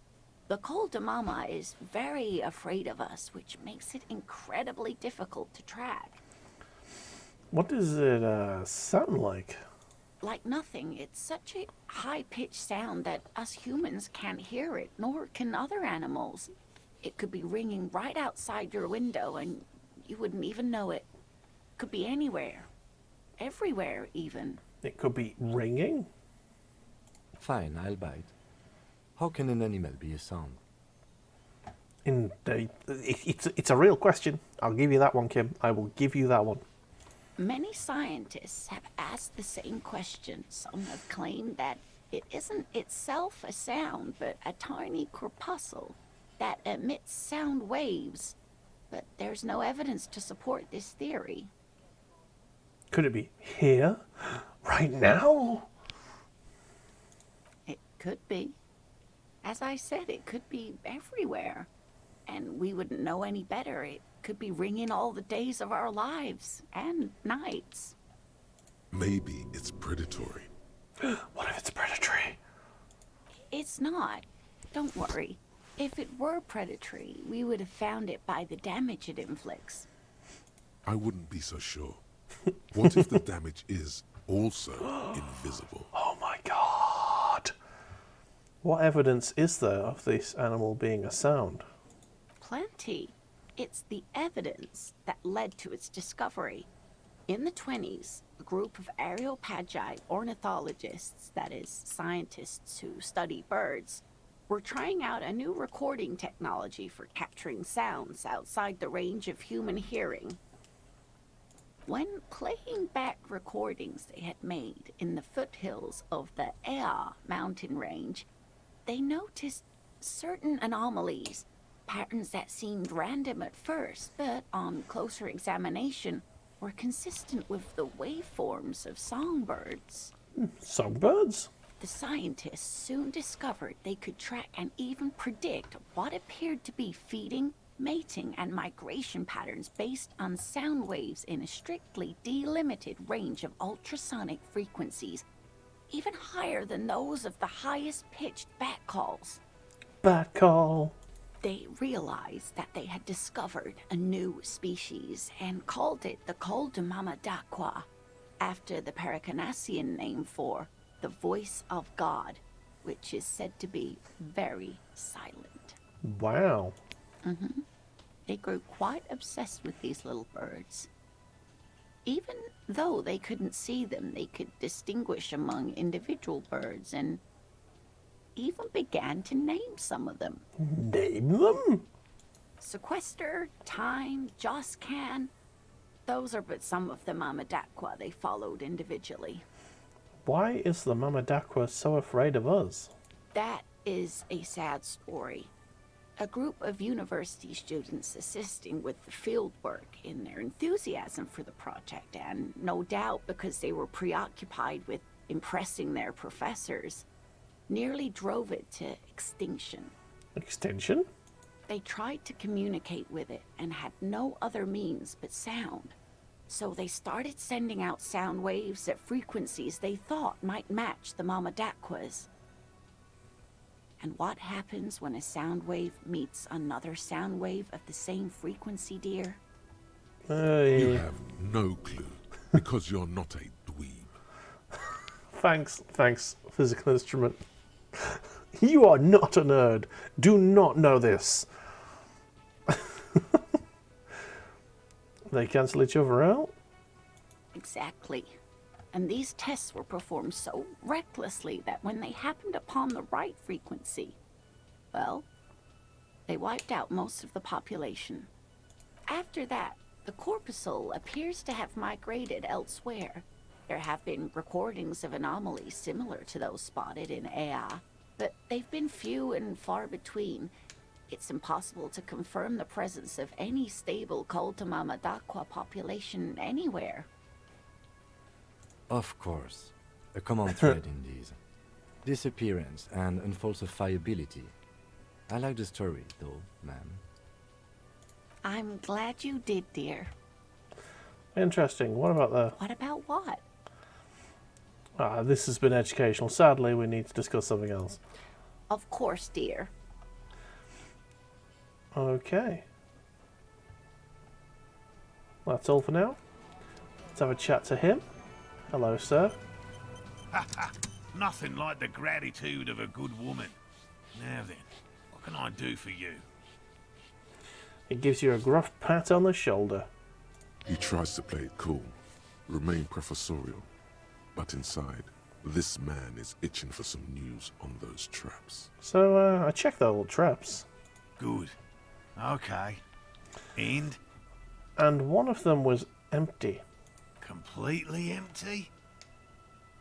The cryptozoologist's eyes grow wide.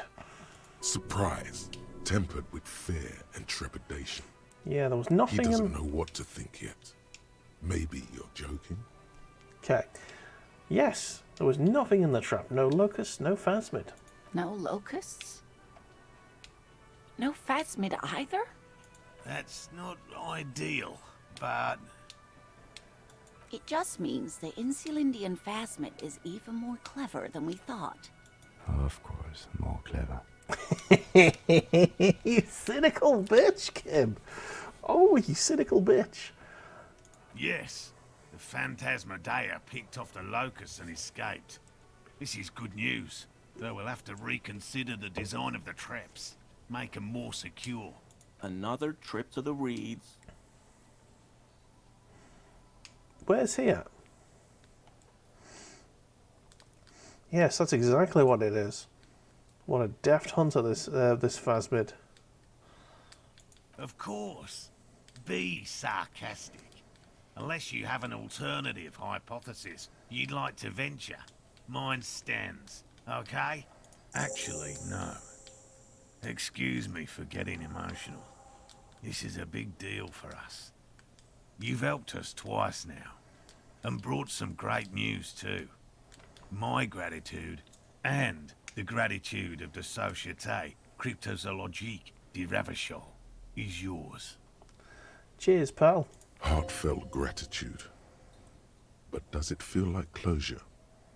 What really happened? Oh, Hobo Cop's got a theory.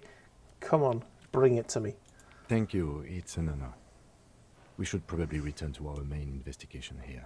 This has been refreshing, but... Helping cryptozoologists isn't really a priority for our organization, is it? The lieutenant looks out the window, impatiently. Okay, here we go. Let's develop an alternate theory about the missing locusts. Okay. Here are the things that impact this. I've got +1 to enthusiastic about phasmid. Yeah, I've been enthusiastic. +1, something's up with the trap. +2, Kuno's a hooligan. Well, we know that. 97%. Please don't fail. Come on. Consider the way the empty trap was disturbed, as though shaken. Most likely the hands of a young person. Hands small enough to fit inside the trap, too. You should ask the red-headed boy, Kuno. I think a little hooligan called Kuno may have stolen the locusts. A little hooligan? But what would a child want with bags? Bags! Oh, my dear Morel. You've been an old man for too long. Kids love to torment insects almost as much as they love to torment old folks. I'll talk to the little gremlin and see if anything comes up. Delinquents. My favorite. Oh, I bet it is, Kim, you dirty pedophile. Oh, you've been such a dear to us. Please, let us know whatever you turn up. I have a feeling we're getting so close. Yes. Well, I see you've got all the help you need. I'll see you tonight at my place. Let's play suzerainty, but no more field trips for me. After this is your last chance to talk to Gary. Okay. Really, Gary? We're getting somewhere here. I'd love to play suzerainty, but Lena, I'm sorry, but you're not getting anywhere. It was some kids. I know the little mutants around here. Leave anything out in the open and they'll steal it, even if it's bugs. He looks at his tea. Morale, it's been fun, really, but I need a bath and I have deliveries to handle. When this tea is done, I gotta run. No need to apologize, Geary. Geary. You're more than helpful. We'll have to take a rain check on that game of suzerainty today, though. We're gonna follow this through. Morel's going to follow through. He keeps the language unemotional, but it's in there. Disappointment. Did you know that Gary was hiding the armor? Hell no. I had no idea. And I'm still cross with him, to be honest. It's not like him. He's got his quirks, but dishonesty, disloyalty are not one of them. I don't know what got into him, officer. Thank you for letting him off easy. He won't forget it. We'll make sure he won't. Find him 100. I should have fined him 250. Should have fined him more. I'll get going. Right. This guy, we need to ask him. Are we from the same precinct? I can't believe this shit. Look, I just have to ask. Are we from the same police station? I'm going to say no. Just to see what you'll say to that. What'd you say? Okay. Okay. Jean, he said okay. Give it a rest. Okay, I was clearly wrong. He is a firefighter, male nurse, animal control agent. Something of that kind. Not a cop. Go on with your cop work. Don't let me stop you again.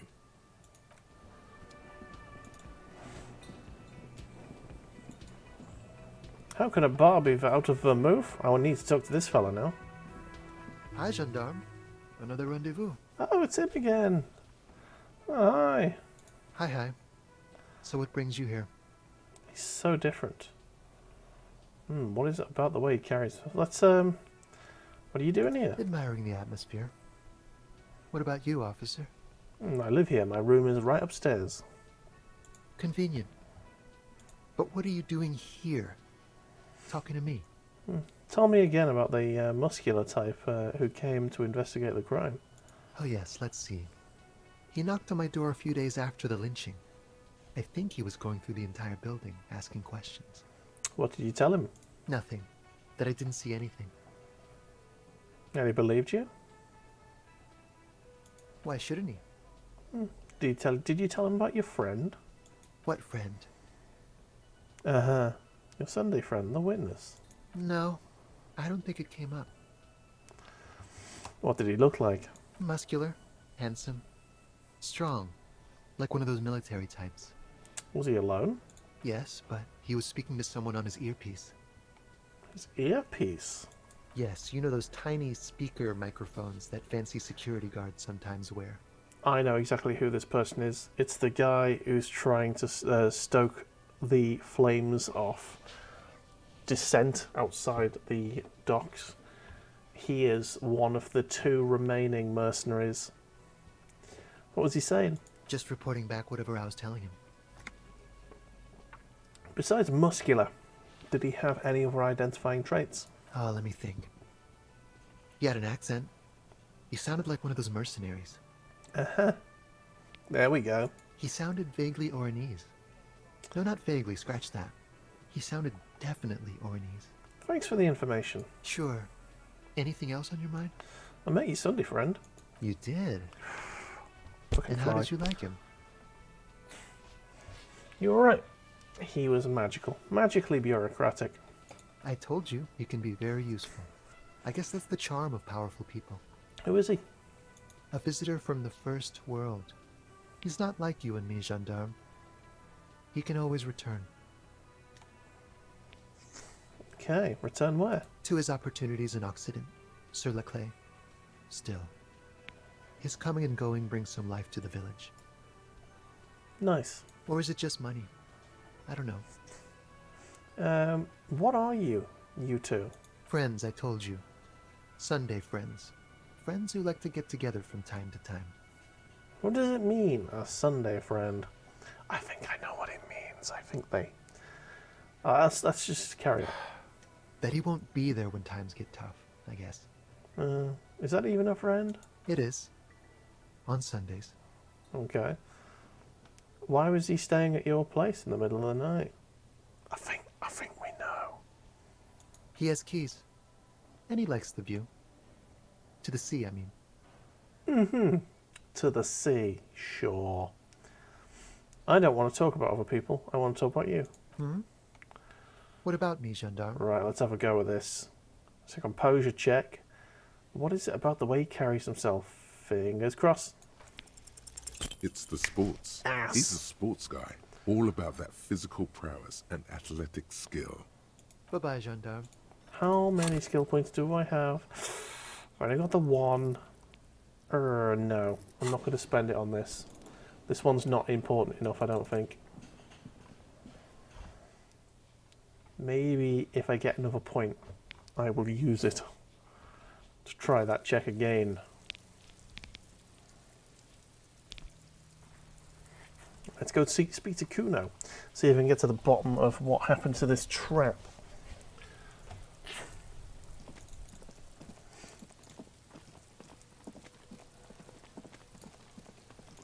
Oh shit, where's Kuno gone? Oh, there he is. Kuno's like Kuno's dad. Kuno doesn't give a fuck about anything. You wouldn't happen to know anything about the missing locusts. No, Kuno doesn't give a fuck about books. Uh-huh. Kuno doesn't give a fuck about anything, does he? Oh my god, I told you that shit is lame! Shut up, see. Now they're gonna take you to lame prison! Lame prison. Okay, it's a very specific prison. What's this about? Deny everything, Kuno. You need to lawyer up. Lawyer up.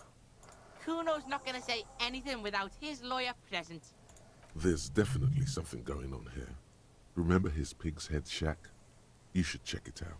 Yes. Now, oh yeah, we've got plenty of money. Let's buy those pants. Oh, save your fare and physical instrument. Let's get those pants. Here, pig. We're fun now. Performance buddies. Nice. Kuno unzips his jacket again and pulls pants out of the plastic wrapping. Kuno can already see you soaring through the air like a fucking eagle. Pig's in Kuno's debt now. Money debt. Money debt. Kuno doesn't fucking care. Alright, Kuno, you little twat. Let's go into Kuno's little den.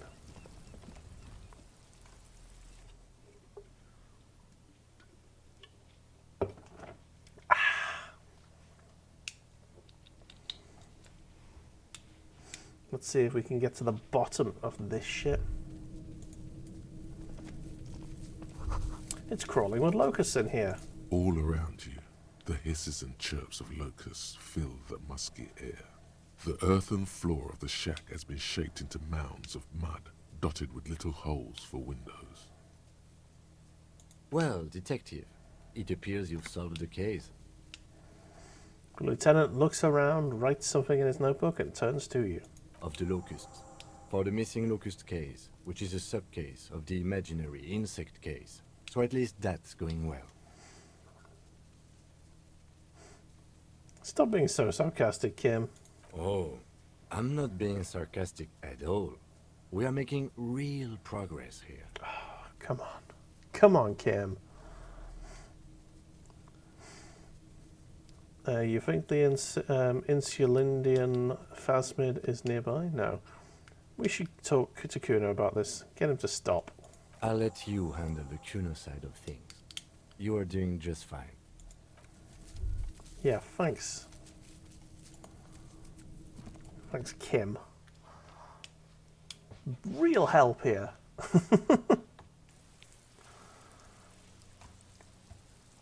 Alright, let's go speak to Kuno.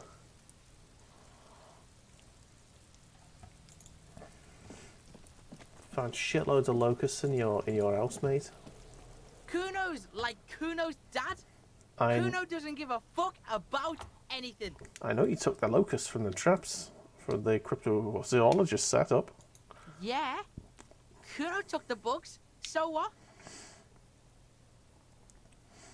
You don't say you don't give a fuck about bugs, then go and build a whole fucking bug town. That's a good option. It's not Bugtown. It's the city of locusts. Locusts aren't just bug shit. They come out of the sky like a fucking shadow. Shit descends. Alright. Stop! She wails from behind the fence, then buries her face in her hands. You stop. It's like their fucking night. Locust City, Night City, City of Rage.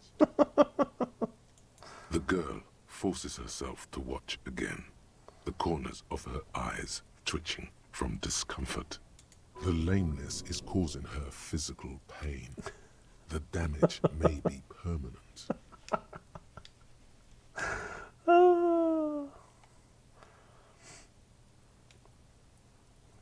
City of Rage sounds like a cool place. Kuno, the pig wants to help you. Oh, that's how lame it is. Please just don't say you're... An artist? Maybe I am an artist. You hear that, everyone? I'm a fucking artist now.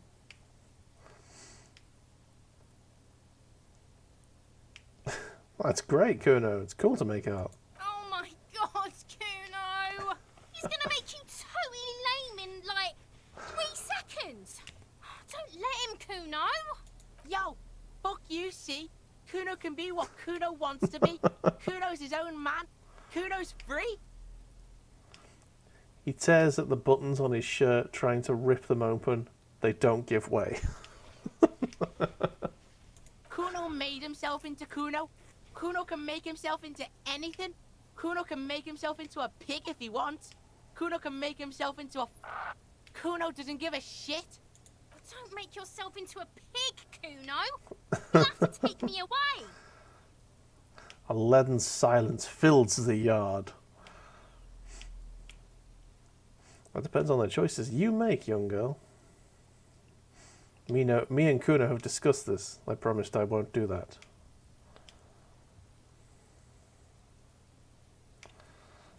Say nothing. Let's let them have their chat. Without a word, she disappears entirely behind the fence. For once, the boy is lost for words. He turns completely red now, with splotches of white beginning to appear across his face.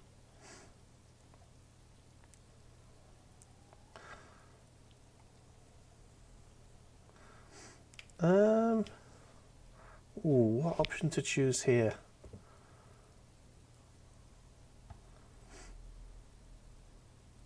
I need you to stop taking locusts from the traps. The cryptozoologists are trying to find something very important. These locusts are bait. I don't give a shit. I don't need the locusts anyway. Shit is all lame now. C was right. The girl's face appears again, above the fence, just long enough to make eye contact with Kuno. I have to ask, what does City of Locusts mean? It don't mean anything. It's shit. Kuno just likes to focus. Kuno likes to concentrate on shit. Build shit when he's zipping hard. Fuck. He turns his burning face into the falling snow. Pig, you really shouldn't have fucked with Kuno City. Now it's all fucking lame. What's going to happen to the locusts? Kuno's gonna let the fucking locusts die. Okay, now that's settled. I'll better be The off. fuck are they trying to catch anyway? With the traps? The insulation Indian phasmid. He mutters to himself. Later, Kuno. The fuck out of here. Kuno's tired of this shit.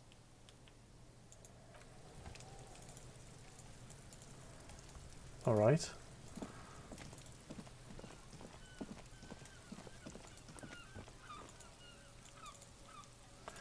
We need to get up to there at some point. Let's go speak to these people, and then we're going to have to run all the way back so that we can get our gun off someone. Now, We have body armor. This might make it a bit easier.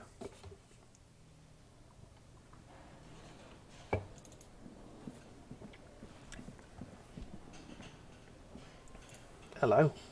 Hello, officer. I think I almost have it. A new trap design, that is. Yeah. I know you're skeptical, but I have a good feeling about this. I had a chat with this kid, Kuno. He promised to stop stealing the locusts. So it was just a child. He purses his lip, crestfallen. Thank you for telling us, sweetie. This is good news, right? It means we can try again. Yeah, you're right. We just need to restock the empty trap. Then we'll need to inspect the traps one more time. And then maybe we can. Hideous coughing fit. He has a 38-degree fever. His resilience has given way. Darling, I told you to take it easy. You're getting sick. Maybe it's time to go home. You're right, you're right. We can come back next season, when it's warmer.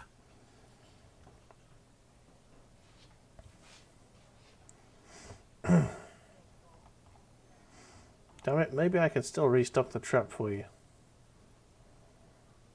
You can? Fine. It's better than having these people get pneumonia on the coast. But Really? It's too much, officer. What Morel means is we're grateful for your help. She nods to her husband. Here's a fresh batch of locusts. They should slide right down the funnel. And thank you again. We will definitely mention you, should this lead to a discovery. I'm not talking co-discovery, of course, but, Wow. Co-discovery. You'd be famous. You'd show them all. This does tingle the pleasure center.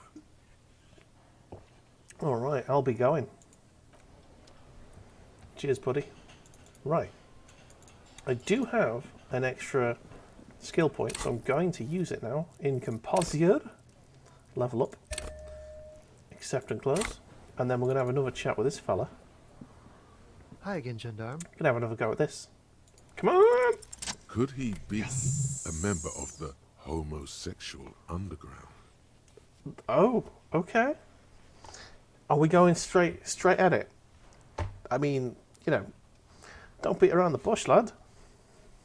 Yes, this man is definitely one of the homos. I've seen them homos with my own eyes. Alright, physical instrument. Behave, please. This sexual thing seems interesting. Ask around. Become involved.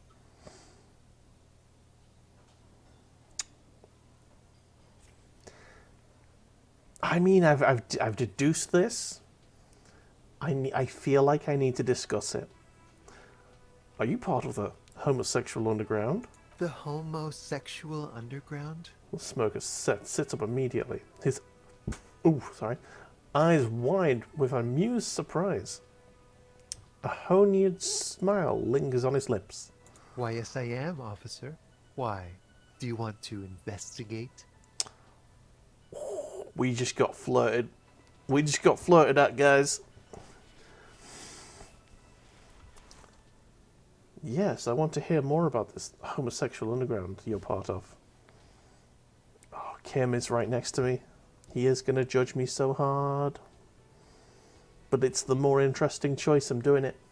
Oh, it's a pleasure group. A sub rosa pleasure group congregating in cellars under the cover of night. Saturday night. Sometimes even Friday night. What about Thursday night?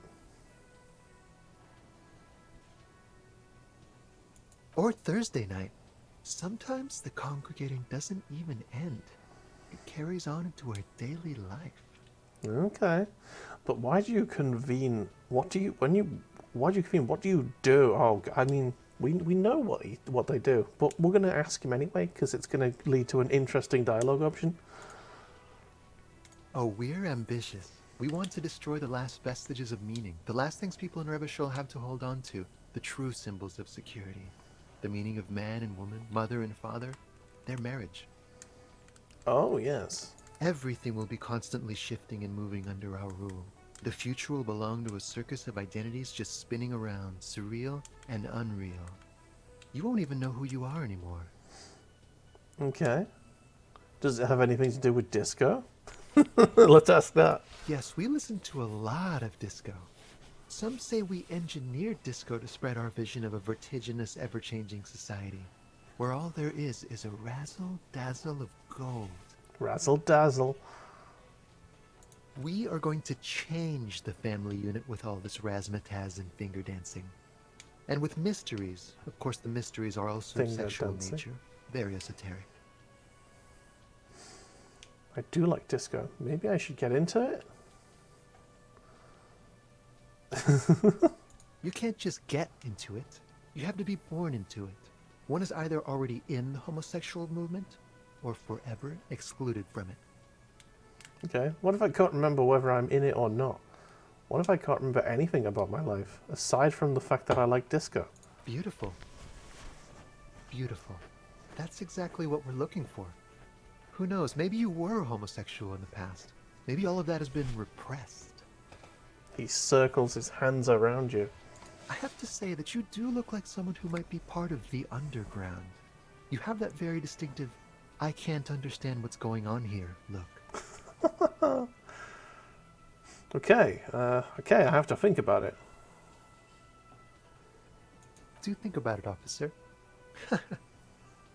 He leans back and laughs against the counter. This is going to be like a 20-hour mind project for me. 20 hours at least. Absolutely wonderful. Okay. Bye-bye, gendarme. We can think about maybe being gay. Homosexual underground. Let's have a look. You see mysterious strangers in the night, leaning against unlit doorways, engaged in hushed conversations. A shadowy cabal exchanging looks, whispers in the dark, whispering in dark alleys and unmarked locations. A radical cell conspiring against the state, and perhaps even against man and woman. Was that a secret handshake? What's going on? Who are these secretive people? How will they accomplish their sinister and world-altering goals? And most importantly, are you one of them? You could be. Maybe you forgot. Dun dun dun. Right, I'm not spending the one skill point I've got to unlock one of these yet, but maybe later.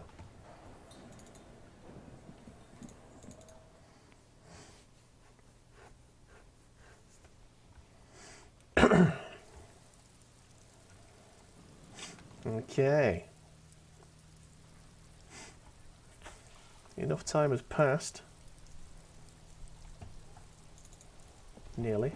Right, we need to get moving if we're going to make it to the to that pier.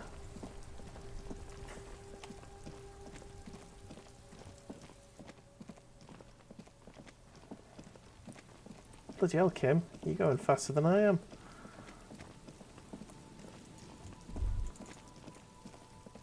Let's have another look at this trap. The locusts aren't doing all too well, but they're still in there. This isn't the empty trap. Oh yeah, I know which one the empty trap was. It's over here. Restock the empty trap.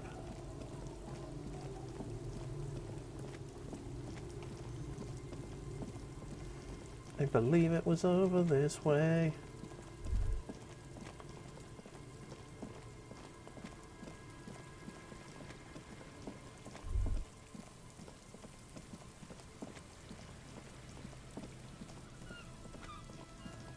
I think it's down here. If memory serves, which I think it does. Here we go.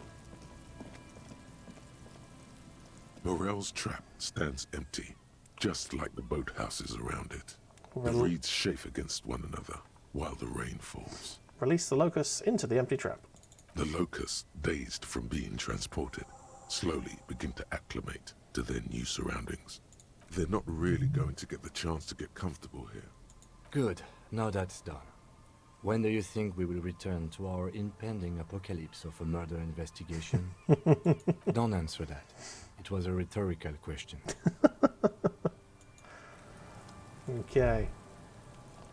Let's go to the pier, which I believe is over in this general direction.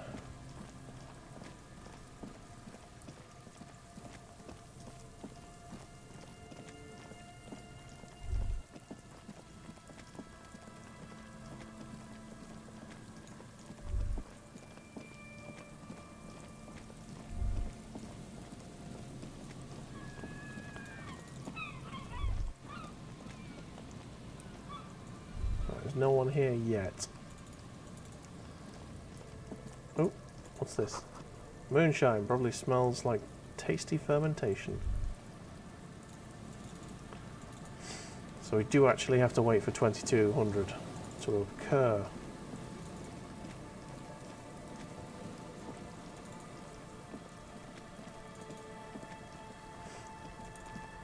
Well, in the meantime, let's head down this way.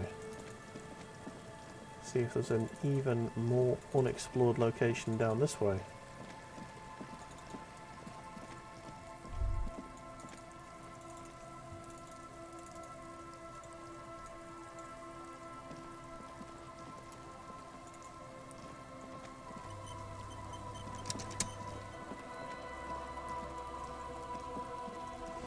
No, it turns out there is not. I just need to see if this woman's going to turn up.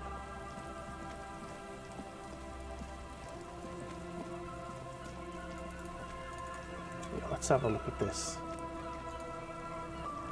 Now that that bloke's gone. You see a once bright mural towering above you. The signage has peeled off over the years, but you can still make out Feld Electrical R&D. A slogan used to intertwine with the loops a long time ago. Now, only a shadow of peeled letters remains. It says, tomorrow is just a whisper away. Tomorrow is just a whisper away. Looks like tomorrow never came. The lieutenant raises the collar of his bomber jacket.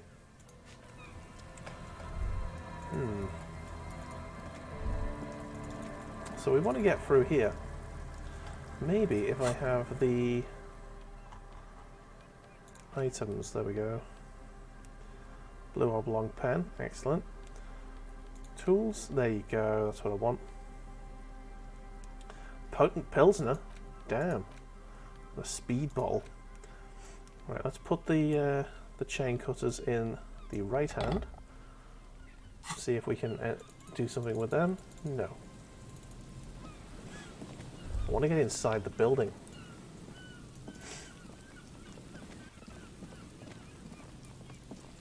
Ooh, there's a way up there. But how? How to get up there? It's got to be the ladder. It's got to be this ladder here.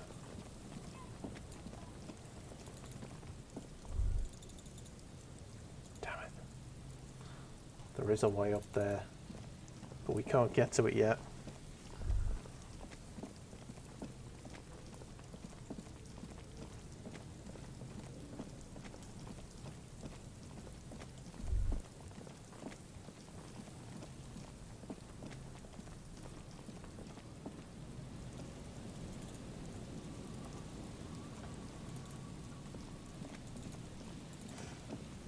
Right, I'm just going to have a look at our notes. You've restocked the trap. Now report to Lena in the whirling. Dead body on the boardwalk. Call the station about the dead body. Confront the pigs and get your gun. Ow. Okay, so that's what I'm doing now. Speak to the assault victim. Go upstairs and knock on the door. Okay, we'll do that. But now we're just going to kill some time. Have we got any interactable items that we haven't looked at yet? The smallest church in sight. There's no way to listen to the tape without a working tape player. or portal reel at hand. We have a working. We know where a working tape reel A is. pawn shop. A pawn shop would have a tape player. Yes. Okay, so nothing else to interact with that we haven't already done. We have got those pants there. What pants have we got at the minute? One. +1 to Kingdom of the Conscience. Nah, mate. Straight on. Oh, Hobo Cop with those fancy pants. Fancy pants! Alright. Our jacket's got Esprit de Corps and Visual Calculus. What other jackets have we got? Esprit de Corps and Shivers.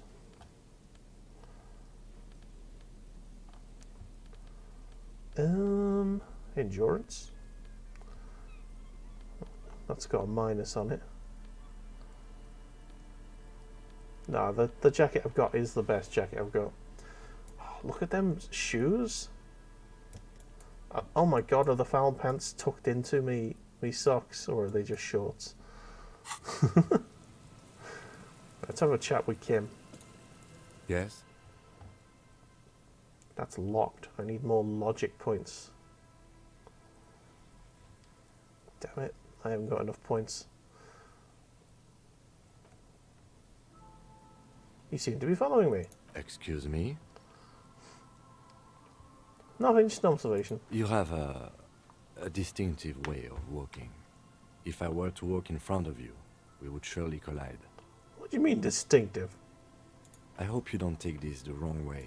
It's just a collegiate. They say it's a scene-clearing technique developed by one of your lieutenants for gathering evidence. It's erratic, yet thorough. Prioritizes containers. Yes, but containers contain things. Shiny things. They're interesting. That's racist. I don't prioritize containers. You're kidding me. Why containers? I don't know. Containers contain, I guess. I'm making assumptions. We should move on. Passing Continue. along frivolous interdepartmental stereotypes is not usually his oeuvre. He regrets bringing it up. Oh, okay. Fair enough. Come on, we need to kill some time, so let's call some randomer on the phone. You pick up the handset. There's a tone. The machine is operable. Let's dial a random number. Calling. Still calling. Someone with a masculine voice picks up. Hello, Gerard speaking.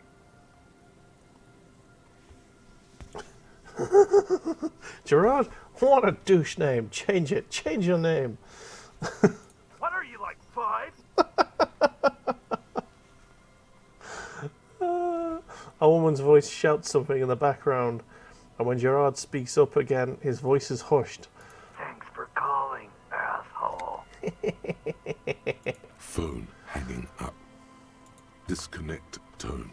All right, let's keep this going until we've got Calling. to 10. Calling. Calling. Still calling. Still calling. Oh, it's not picking up. Stop calling me, man. Someone picks up. The voice on the other end is slightly hysterical. I'll get you your money, alright? I just need till tonight. Let me work.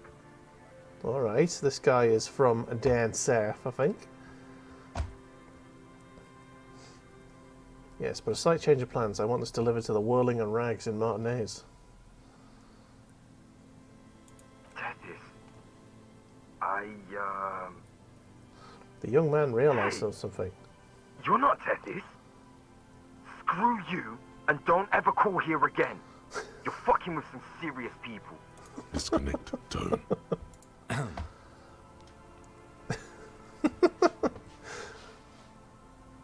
Oh dear. Yes, the lieutenant's ready to move, but we still got some time left to kill.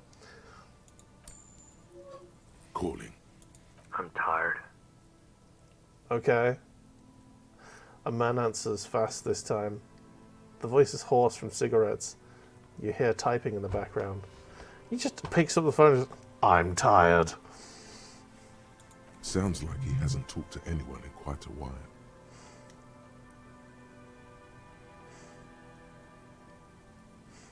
I'm tired too. If I could go just 1 month without writing, no, 2 months, I could regenerate my brain. Fucking liberalism. It's an Irishman. We found an Irishman, everyone. He sounds Northern Irish as well. He's got that, read the treaty sort of accent there. The man disappears with a sigh. You do not hear the customary disconnect tone, just silence in the handset.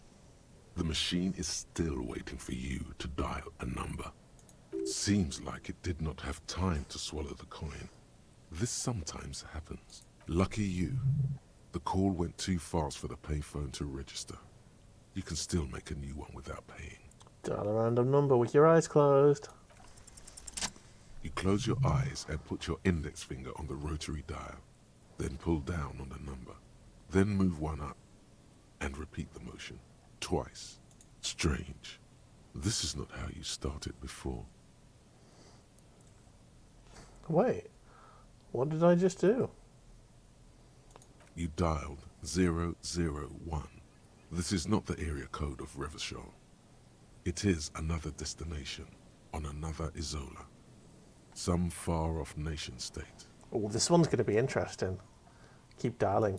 414447. The rotary dial feels cold from the sea air. 1117361. Your fingers keep moving like a spider. Every time the ring rotates back with a little ring of metal, like a bell tolling. There's some muscle memory going on here. There's more? Yes. 451-67-451. You are going deeper now. Going into deep. some unknown place. Far away from this island of matter and its telecommunication network. Finish it. 451. You have dialed God knows how many numbers. The headset has been waiting silently to relay a signal. Surely nothing can come of this, you think. But it does. A connection. Dun dun dun. An ultra-long distance call.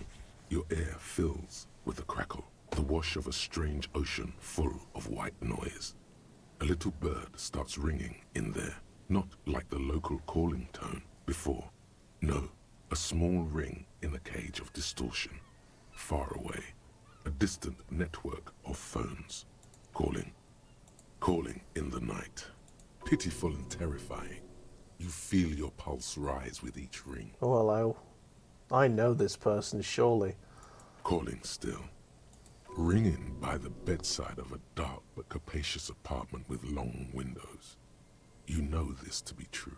Oh, we know something about this person. The handset starts slipping from your sweaty palm. Your breathing is heavy. Long windows? How do I know this? You just do. And you know it is going to hurt. Oh, shit. Kim? The lieutenant is too far away to hear your yelp. Kim? The sea wind blows. Volition impossible. Hang it up. You can't. Some strange force is keeping the headset glued to your hand. Your ear listening to the ring in the speaker. Calling. Calling. Calling. Calling. Calling still. Then the ocean breaks. Out of the depths, a woman's voice emerges. Small. The dearest thing you've ever heard. Is this our ex? Is this the elusive ex that nearly killed my character and made me pass out at one point? Hello? Oh shit. She sounds sleepy.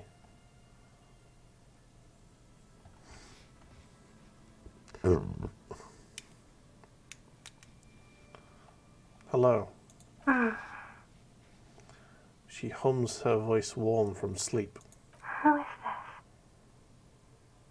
Who is this? Dora. Who is this? The connection is bad. In the distorted distance, you hear someone turning next to her. Bed springs rattle. Don't react. No. Yes, react. No, don't react. It doesn't matter if you react or not. You still think you hear a man's voice in the background. It's covered in pain and white noise. Your voice is so beautiful. No, no. It's you, isn't it? It's you. Goodbye. A sigh. She heard you, but she does not hang up. And neither do you. You can't. That's it. You're caught in a trap. It'll take quite a while for the shit circus to end now. I'm a wretch. The only way we can proceed is by saying this fucking gibberish. I'm a revolutionary servant of humanity. I will free mankind and abolish the classes. I will raise the dead. Oh, that one's depressing. Oh, that one is depressing. I kind of want to see where it goes, though. Oh, we're going to press it. What? Takes a second for her to realise what you said.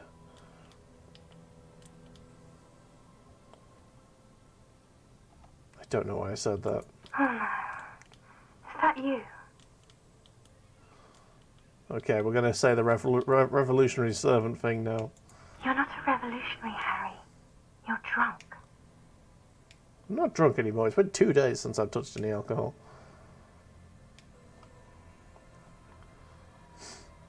I'm not drunk. Oh, God. The silence. It's heavy as tin. The white noise howls. Hey. Do you know what time it is? It's so late here. Sounds like she's looking for a clock on the nightstand. How could it sound like that? What sound does that make? It's 4 o'clock, Harry. I need to wake up in 2 hours.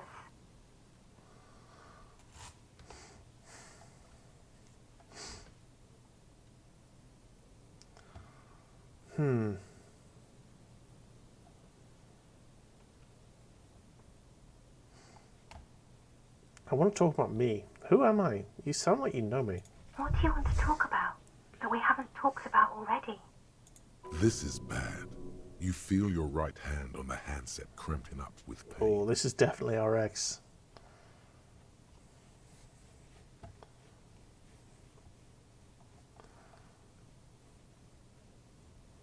Is someone there with you? Yes. My heart hurts. I'm going to have a heart attack now. Oh no.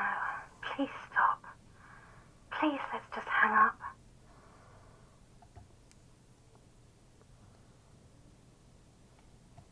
Where are you going in 2 hours? To work. Where? The academy, where I work.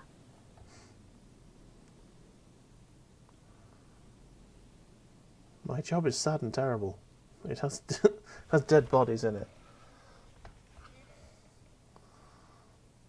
The academy? That sounds better than my job. I'm happy.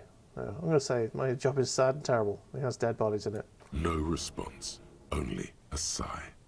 The connection crackles like burning paper. Where are you? You sound like you're in another world. I'm in my rover, sleeping. Okay. That's cool. So we don't need to ask that. We already know that she knows nothing about this. Your hand isn't moving. The headset hisses in your ear. Oh, God with damn it. Evil sadness. It's not letting me hang up. I'm the law. I'm a detective doing a case. There's a hanged man. She does not answer anymore. I'm going to save it. I'm going to solve it. Harry. Disconnect tone. The machine ran out of money. God damn it. Leave. Let's get the fuck out of here. That nearly did it. Now I'm going to take a little bit of a morale healing because holy shit.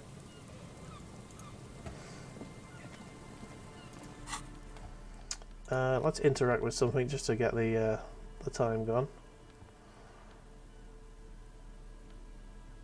Photo of the tattoos. An intricate web of blue lines stretches across the torso of the hanged man. Let's see if we've got any more from the right insight. shoulder to the solar plexus. Each time the lines intersect, a small white star is formed in their crossing. Hundreds of fading asterisks riddle his skin. Their concentration is highest around his heart. It still kind of looks like a map of the stars in the night sky, but something's not right. What's the meaning of this tattoo? For you to discover. You've gotten as far as you will without assistance. Okay. Who are you? Gone. Put far away. Alright, that wasted a minute. La Flume. I've already read that one. The fractured The bullet. bullet is safely sealed away in a plastic bag bearing the RCM stamp. What do I... Kim has filled out the label on the bag with the item number, case number, and date and location the bullet was found. What do I do with you, little bullet? What? I said, what do I do with you, bullet? Well, if I was the bullet, which I'm not, I would say, find the weapon that shot me. Good idea. If we find who owns it, we will have likely found who used it, possibly to kill our victim. Hey, there you go, got another case. In conclusion, the more we know Didn't about waste this time bullet of here. yours, the better. Feel the bullet through the bag. The squashed bullet has some sharp edges where the jacket has split open. It feels cold, even through the bag. Inspect the bullet closer. The jacket of the bullet is made of a yellowish metal. It has blossomed out to reveal a dark grey core. The base of the bullet is close to 5 millimeters in diameter. Look at the jacket. You can just about make out a few striations near the base of the bullet. Little hairlines, linear. It feels standard. And the core? It's quite destroyed. Some of the fragments are still lodged in the wound. What can you say about the bullet so far? It's a jacketed bullet, close to 5 millimeters in diameter. A jacketed bullet. Okay. It would have been shot from a military-grade breech-loading rifle, not from a muzzleloader like those typically found on the streets of Martinez. It sounds like the type of gun that the guy who was shot was Even wielding. the RCM uses ordinary unjacketed conical bullets. This is strange. Very strange. I like this, officer. Strange means unique. Unique means incriminating. We need to find the gun that shot it. Here you go. I've got a similar rifle to hand, and we're aware of the name of the antique rifle we found. Let's do it. A rifle, Revolutionary period. Your bullet looks to be an old 4.46 millimeter from the surplus left over from the turn of the century. Probably an antique, or a retrofitted antique. Make? The 4.46 caliber was widely used with the Belma-Grave rifle, a Revacholian manufacturer. The BM dominated the battlefields of the Insulindian theater of the anti-centennial revolution 50 years ago. The BM. Incidentally, you have just such a rifle with you. The dusty old thing you found hidden in the basement below the commercial area. It's unusable, sadly. If it were, the bullet would probably fit the chamber. Is anyone still making these rifles? No, but Zeliger, a major firearm manufacturer, ended up with a surplus after the war. So there are still a lot of these old military rifles floating around, usually broken. The quality was appalling. Who uses Belma-Grave rifles these days? Antiques enthusiasts, guerrilla fighters in distant countries, a few lucky jamrock bangers. You're looking for the same thing you found in that hidden weapons cache, only in working order. What are you thinking? Bullet? I think I know where this came from. Dangle the bag thoughtfully. Okay. And? The shot probably came from a Belma-Grave rifle. An antique. That makes sense. There can't be many breech-loading rifles floating around in Martinez, or anywhere in Ravachol, really. It's probably a good thing. I have to hand it to the monarchs. It's quite admirable that they took the advice of criminologists last century and banned the use of breech loaders in peacetime. Some new RCM recruits get impatient with their muzzle loaders once they've trained with military-grade weapons. but they realize it's worth it in the end. I think we should have gone with the powerful guns with a law. Makes you consider every shot. I like it. Imagine if everyone, cops, citizens, had access to firearms that could shoot multiple rounds without pausing to reload. After the first shot, the second, third, and so on come much easier. Yeah, imagine that. This game is political. Fuck you, America. But back to the investigation. Seems we're looking for an antiques enthusiast. Doesn't seem that likely, but we'll check out all possible leads. Next step, finding the gun itself.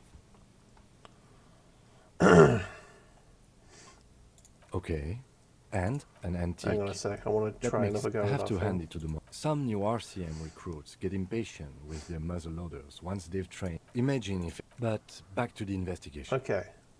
Could the victim have been mixed up with some foreign guerrilla fighters? Something mysterious afoot. No, I think it's going to be that one. Let's find out. Okay. Next. Let's put it away. Anyway, the time has come. We can go and have a chat to whoever, or whatever, has got a gun. Probably a scary-looking woman.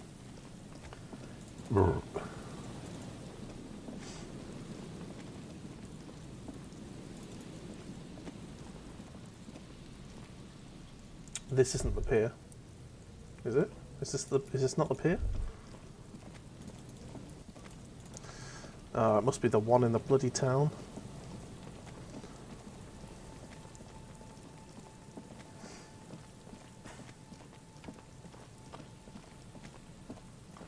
Right, let's make hot foot it. How are we getting on? We're doing all right. We've got some more leads. We're trying to find the pier where our gun is at. Apparently, we're meeting a woman at the end of a pier. There's only 2 piers I know of, and this is one of them here. Huh. I don't know of any other piers. Maybe I needed to be a bit further away. You know what? Let's go into this house and then come out and then go back to the pier. That's not weird. That's not wired. Oh, that's what's not wired?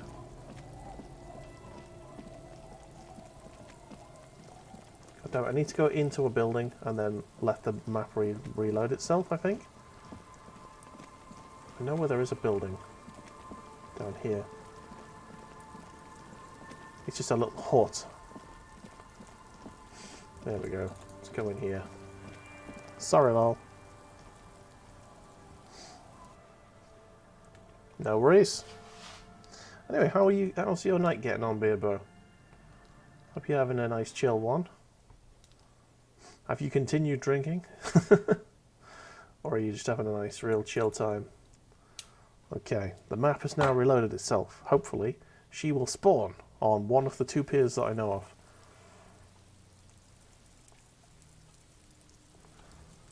Otherwise, I need to figure out where another pier is, because obviously I've got the wrong one. And she's only going to be around until 2 in the morning.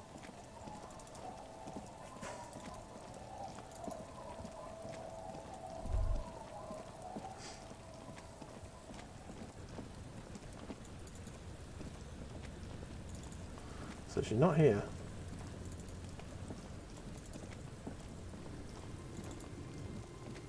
Just chilling. Oh, gonna head to bed soon. No worries, mate. Glad to see you having a nice time. Nice chill day. How did the moving get on?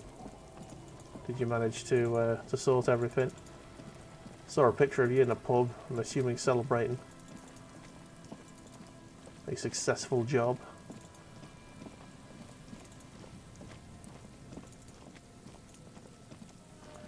Oh, fuck. Put your hands where I can see them. Well, here we go. This seems like the person, doesn't it?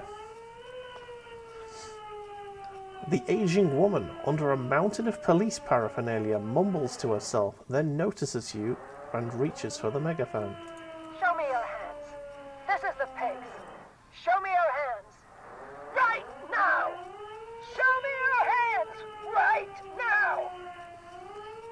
Scavenged, battery-powered police lights protrude from her back. The flickering light show reveals a gun in her shaking hand.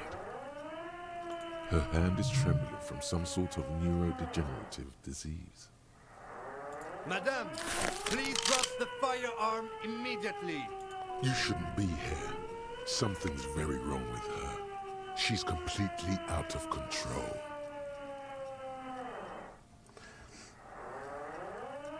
Easy, ma'am. Take it easy.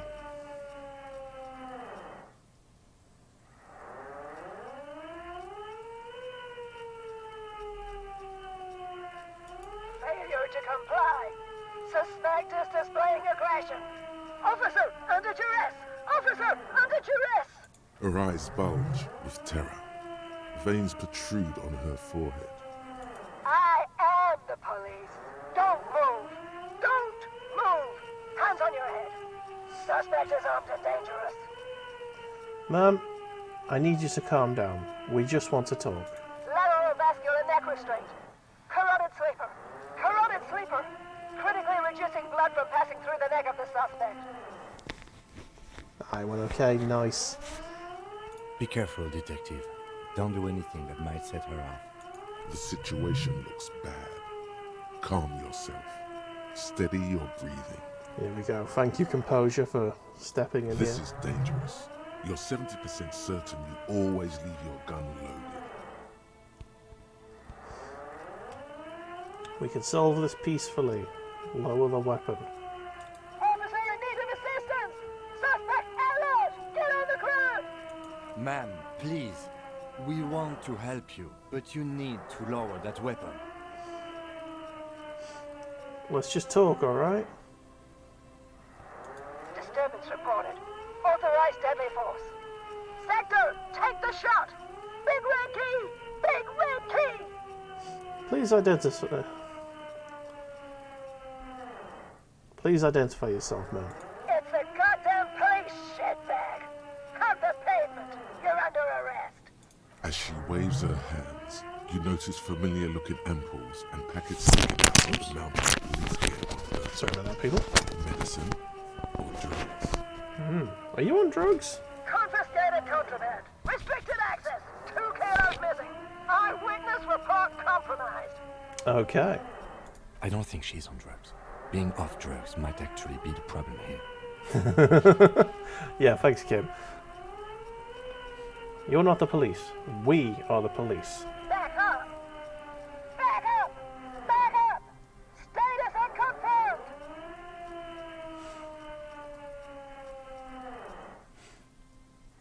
Resist a yawn. Yes, I'm the backup. Here to back you up. I'm going to say Lieutenant W. Freighter Harry Dubois, 41st Precinct. This is my partner, Lieutenant Kitsuragi from the 57th. No! No. I thought Mr. Moran. Gareth! Aggravated assault! Man down! Officers in pursuit! Oh, we nearly got through to her then. What's the situation, officer? Law enforcement compromised! Impersonating a police officer! Wait, what if she's right and I am an imposter? Yeah, I'm in full RCM lieutenant's uniform and look at my partner. We're cops, alright? We really are cops. Look at my badge. Take out your badge and show it to her. License and registration! License and registration! Come in, dispatch! Sector! Azimuth! She's losing it. One twitch and there would be blood. Oh, this is going to be bad. Let's do a quick save. Oh no, it's not letting me. Shit.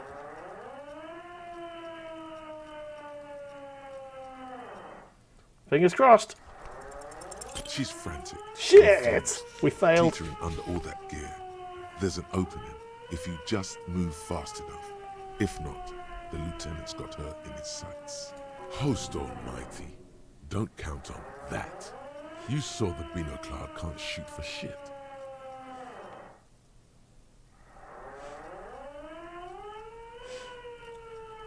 No, I know myself. I'm not going to fail. Sorry, my gun is not worth the risk. Slowly back away. Confined quarters, assailant coming at me! Split-second decision! Ah, well. In your peripheral vision, the lieutenant releases the half-squeezed trigger. God, I almost blew her head off. What is this? This isn't police issue. Police weapons have bullets. This isn't real. Police guns always have bullets. What is this? Why did you sell me this? Grab the gun, right now. This might be your only chance. Pick up the gun. No one ever cares anymore. Well, this woman is insane. Treat me like this. Poor woman. We need to figure out what to do with her now. Nobody's ever around. Nobody ever comes to visit me. I'm very sorry this is how your life turned out for you. Her scratched skin is warm to the touch, but the person inside doesn't even know you're there. What do you think's happening to her? She's in a stupor. I've seen this before. God knows for how long. Could be days when they get like this. But why was she like this in the first place? Honestly, I don't know. Dementia, probably. Dementia and Channel 8, and loneliness.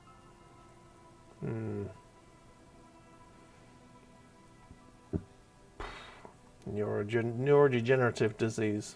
Could be. Her hands were trembling, and she did seem uncoordinated. But what are we gonna do with her? Should we arrest her? I don't think there's any need for that. In her current state, and without a gun, she isn't really a threat to anyone. We could let Titus know. This is a perfect problem for the local peacekeepers to handle. They might even know her family.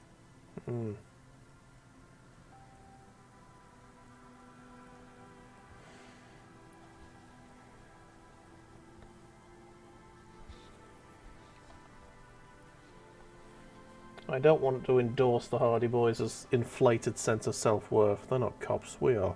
Okay, that settles it. I'll contact my station after we wrap it up for the day.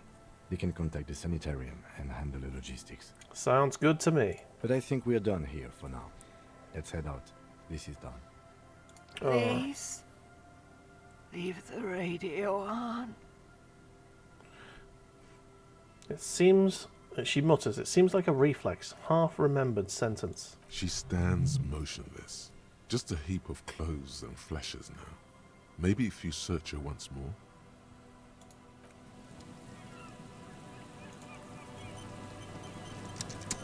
The woman stands slumped. She looks catatonic under her mountain of RCM paraphernalia. Is one of those things a police cap? There were narcotics in there too. You're thinking of taking them? Do. Pick up the RCM cap. She doesn't even flinch as you reach out and disentangle the familiar-looking lieutenant's cap from her mountain of RCM paraphernalia. Oh, is that yours? It's hard to say. It's been so long since you wore yours.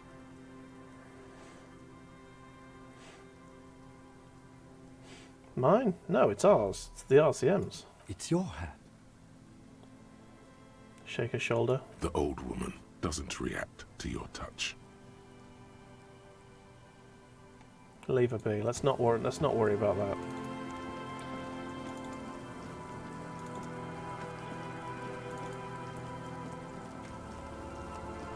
Right, dude, you're off. No worries, mate. I'll probably be off soon myself. It is getting late. Late night streams are fun, man.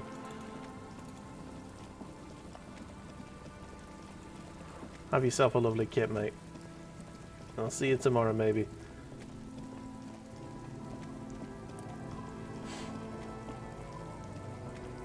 Alright, back to the whirling in rags. We've got a few things to do before we go to bed.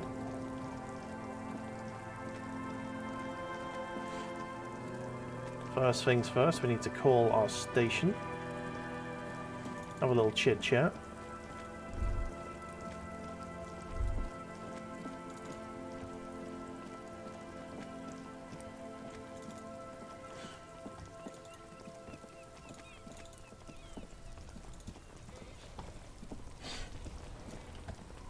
Right. Let's interact with the... An intricate web of blue lines. No. Oops. It's still kind of... My gun is not a thing that I can do. Ooh. I can put my gun in my hand. Nice. Should have put the RCM cap on. It gives me authority. Yeah, boy. Shove that shit on. My RCM cap. Hobocop is fully kitted out.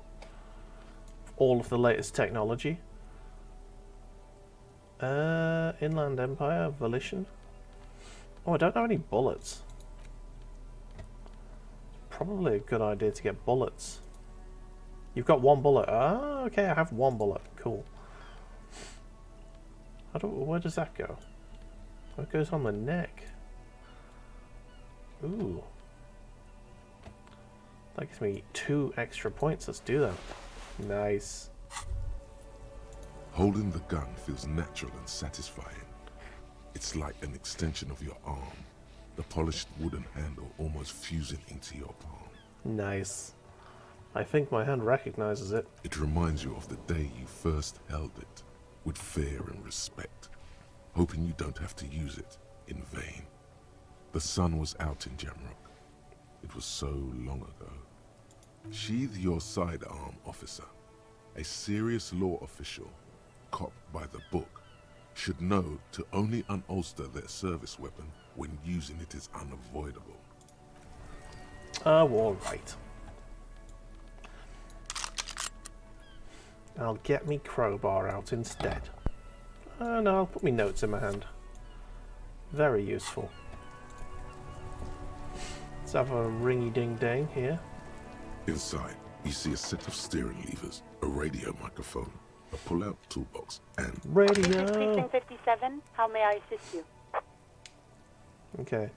I need to report a dead body on the Martinez boardwalk. One moment.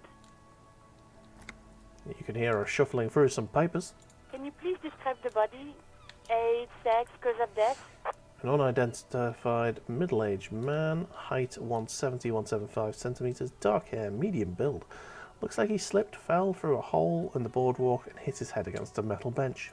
We suspect he might have been inebriated when he fell. There were bottles all around him and traces of vomit on his shirt. Any signs of violence? No, it seems like an accident. No field autopsy necessary. You can hear her quickly typing in the background. What about his belongings? Did you examine his clothes? He was wearing boots, trousers, and an old leather jacket with a bright blue lining. I found a library card in his pockets. Any information on the library card? It's from Central Jamrock Public Library. It belongs to someone named Billy Mejean. Good. You have a lead. Do you and Lieutenant Kitsuragi want to take the case, or should I assign it to someone else? We're taking the case. I have assigned the case to Lieutenant Kim Kitsuragi.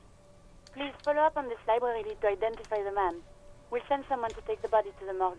That's all for now. Okay. Thank you for reporting in. Is Can there I- anything else I can do for you? Yeah, connect me to the library, please. I'm afraid they're closed. It says here that the library is open from 10 a.m. to 6 p.m.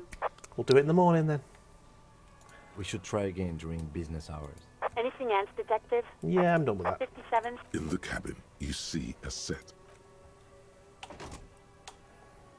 All right. Let's have a little. Ooh, Was hello. that? Could it be the Col de Mama Dakwa? No, it's probably just your imagination ringing in your ear. Is it? Is there a ringing? Listen more closely. There seems to be an extremely high-pitched ring. Ultrasonic. Lena said it was very high-pitched, right? It's honestly, your ear isn't hearing a whole lot. The distant hum of the industrial harbor, the traffic. But, admittedly, there is a high-pitched noise somewhere there too. But then, isn't there always? Listen closely first. There it is again. You're about to rediscover a long-lost species. Dun dun dun. Yeah, but how are you going to catch it? Keep listening. It must be very close. Maybe, just maybe, it will come toward you. I think I'm going to name this species Tinnitus. Keep still. It might perch on your shoulder. What are you doing? You're a police officer, not a pansy ornithologist. The only birds you should be looking for are healthy women of childbearing age. Hold very still and hope the bird comes to perch on your shoulder. Oh no. The sound. It's moving away. Somewhere over there. Go after it. No. Too late. It's gone. There is no ringing anymore. No, just the sound of the streets. Come back, please. Keep your ears peeled, then. If the species really has migrated to Martinez, you're sure to hear it again. Oh, yeah. There's a thought that we can have. Cryptozoologist Hobo Cop.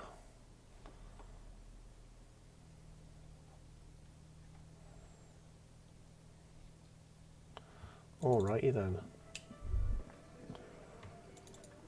Right, what other leads have we got? Oh, you've got to report back to Lena. Say hello. Hello, dear. I've restocked the empty trap. Good to see a familiar face.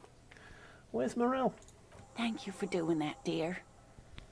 Her smile is weary. Her earlier ebullience has left her. Oh no. Has he gone out again? Morel still isn't feeling well. I convinced him to stay at Garry's to get some rest. I'm afraid the cold has really gotten to him.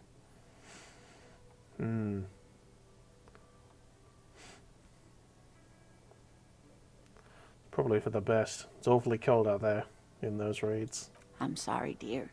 You've had to drudge through them so many times. Such is field work. So who's going to check the traps? Person's game, as they say. Morel will eventually, or we'll talk Garry into going back out, perhaps. The lieutenant stares at his shoe, caked in mud. He doesn't say anything. He doesn't want to do this. We'll take care of it. That really is too much, sweetie. Thank you for your dedication, but I can see you're coming down with a cough yourself. Very strange. Why is she not letting you do this? It's like she's given up. Yeah, what's wrong? You seem different. Different? How? You've given up on the phasmid. I'm in doubt, sweetie. That's all. Everyone is now and then. You're in doubt about what? It's a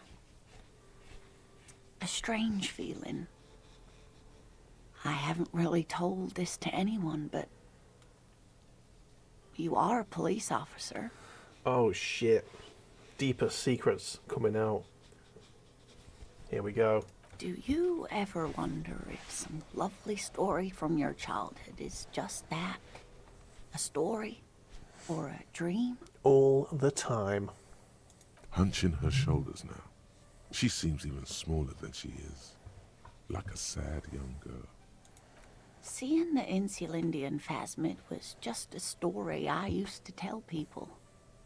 I didn't really think about whether it was real or not. Morel's so proud of it. He always tells everyone. A terrible sting in the heart. Oh no. Regret.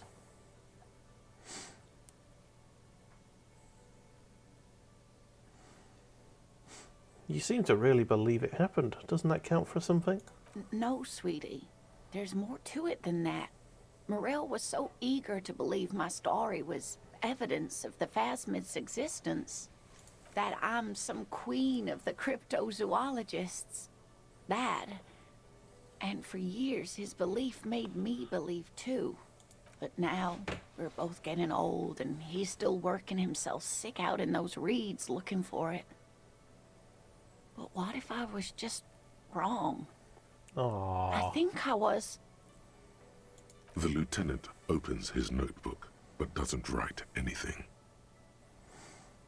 First, tell her that first tell her that her marriage hasn't been a lie. I mean, I can't do that, can I? I mean, I can try, can't I? Come on. But it has, hasn't it? A seed can only bear what's inside. The seed of love is black and oily. Damn it. It has a taste you're quite familiar with. God damn it. Take it from me. Love is a lie. The sooner you accept it, the better. You might be right, Detective. Aww. I was a paraplegic before we met. He didn't know before I came in on our first date. If I weren't the queen of the cryptozoologists, I didn't tell him that story. She has to swallow to relax her throat. It's keeping her from talking.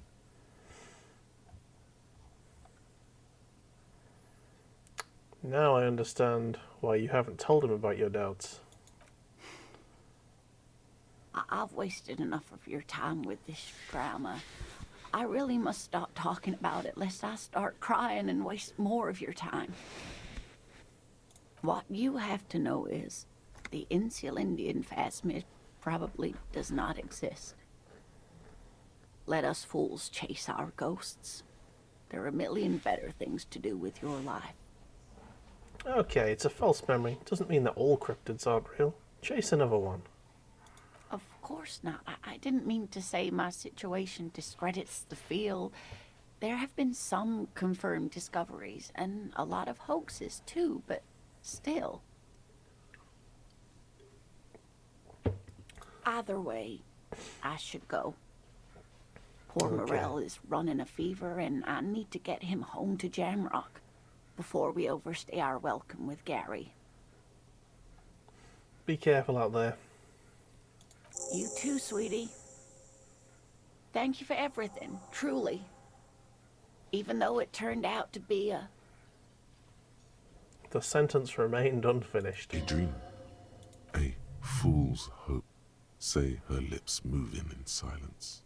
Like that, she drives off. The gas engine sputters quietly as she gets to the doors, then pushes them open. Outside, it's snowing. We should go too. Alright. Let's check to see whether we've actually sorted our room. Got my bill for tonight. Got the 20 real? Shit. Not yet. Then why are you wasting my time? Fuck, 20 real? Shit. Well, okay then. Let's go and have a look and see if we can make enough money, I guess. Otherwise, we're staying at the old woman's hut.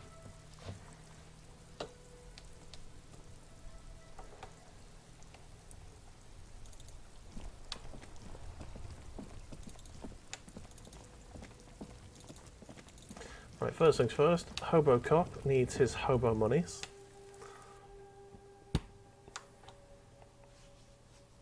See if we've got any bottles to hand in.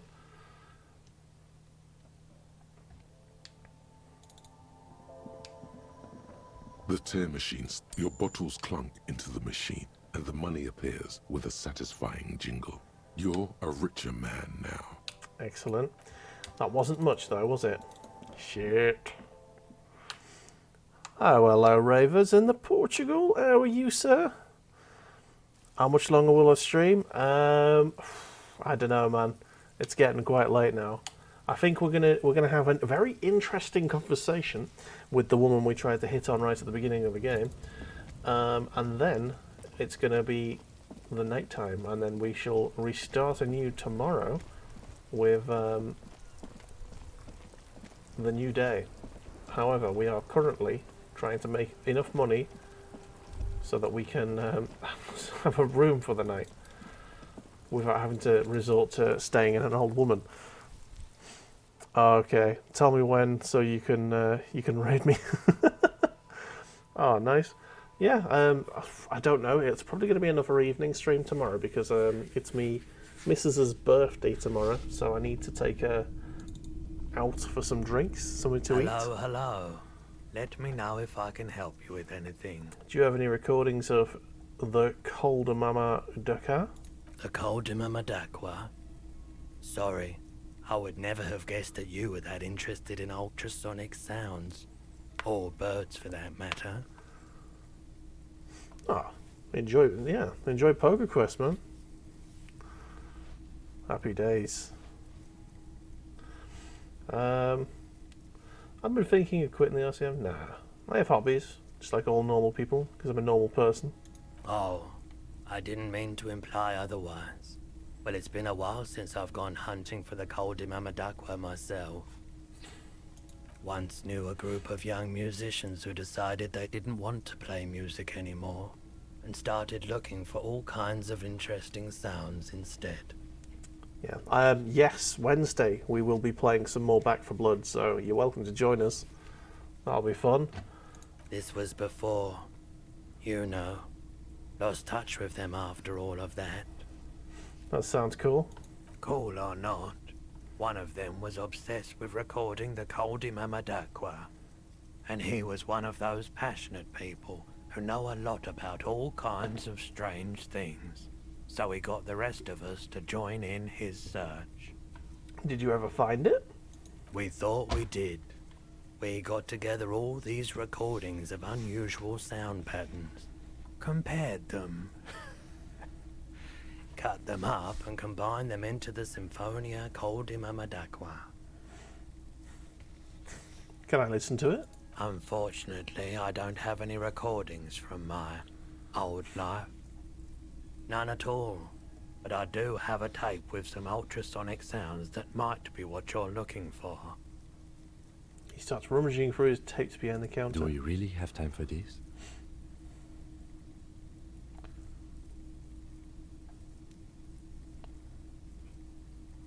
Spin that bird song. This recording comes from down the coast.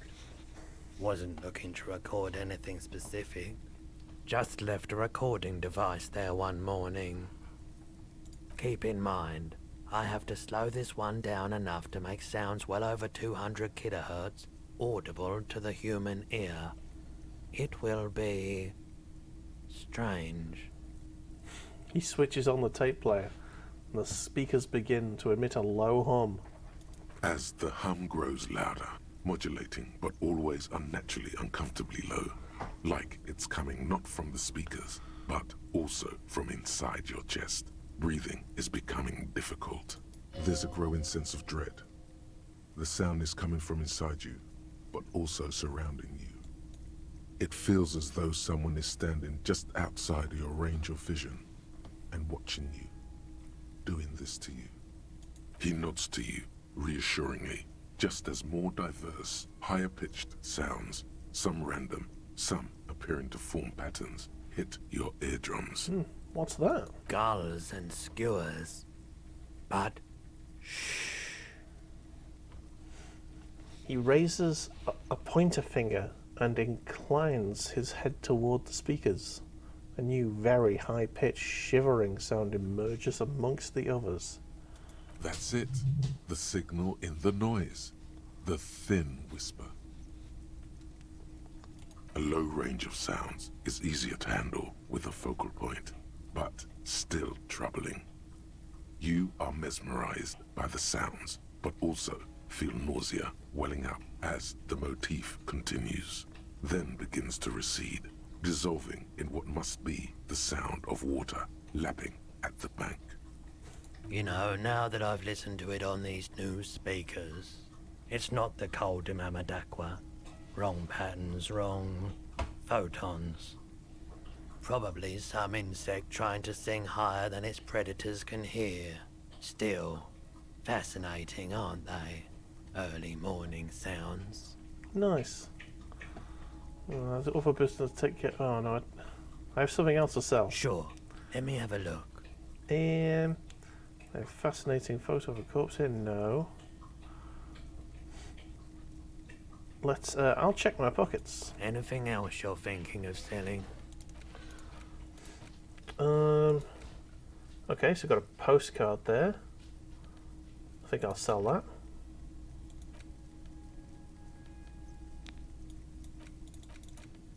Yes, pawn that. Another postcard. Let's just get rid of all the postcards, shall we?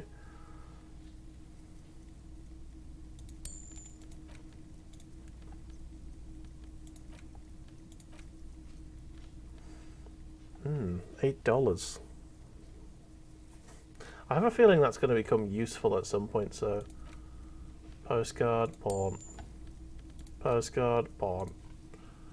Nice. Alright then.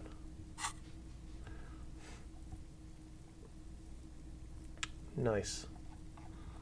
Okay. Another time. Let's go. Okay, we're about to have a really awkward conversation with a woman that we hit on at the beginning of the game. And I think the words that we used were, I want to have fuck with you. I want to have fuck with you! Please! Needless to say, that did not work out.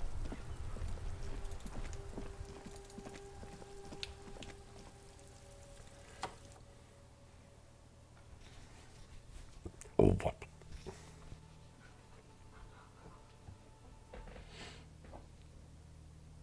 Bear, what are you doing? What is he doing? He's just doing random rolls on the floor. On the couch even. Can I help you? Cool, you can. But my bill. Got the 20 real. Here you go. Good. You got the room for the night, but remember, you'll need another 20 real tomorrow. Ta-da. Right. Let's go and have a chat to this woman. Say hello.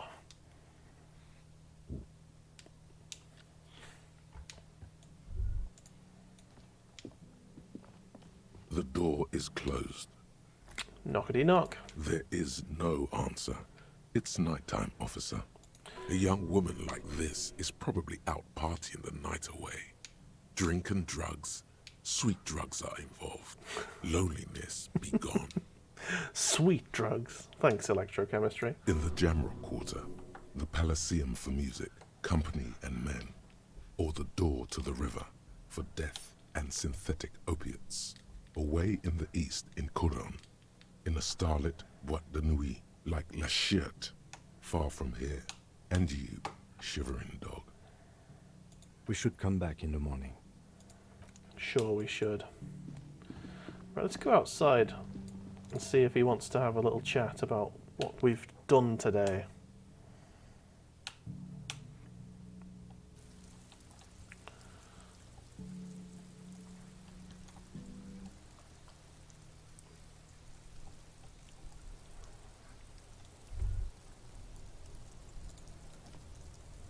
Yes? Damn it. Okay, nothing. He doesn't want to have a chat. I thought that would be like a daily thing. That would be a cool addition, I think. Anyway, it's night time, so we're gonna go.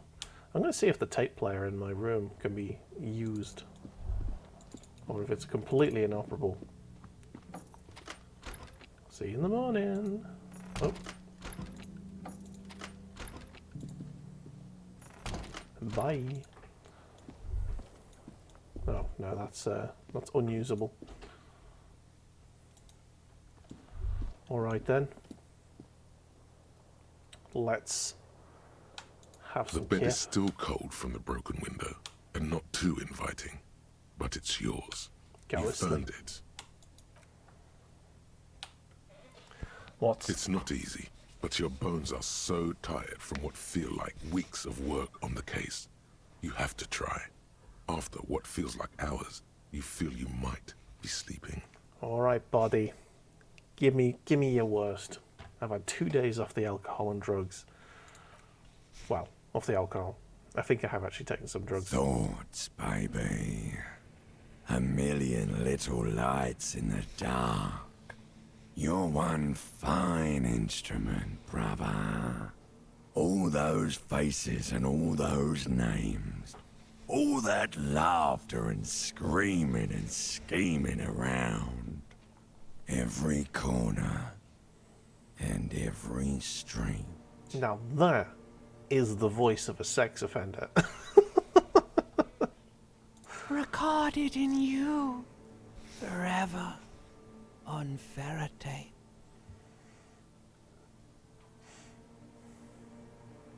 Spinning in eternity. On and on it goes, for untold hours.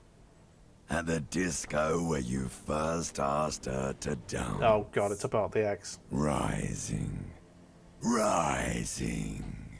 Above the dark curvature, the great wingspan of sleep, studded with stars. This is gonna hurt. Behold, there are millions of them down there. The first time, the last time, the smoke in her mouth, the plotted flowers, the faces turning, changing. What is it? It's the world, Harry boy, and you're made of it. Every day you're out there, you make more of yourself from it. I'm afraid you can't be unmade now. Okay. You can never forget this shit.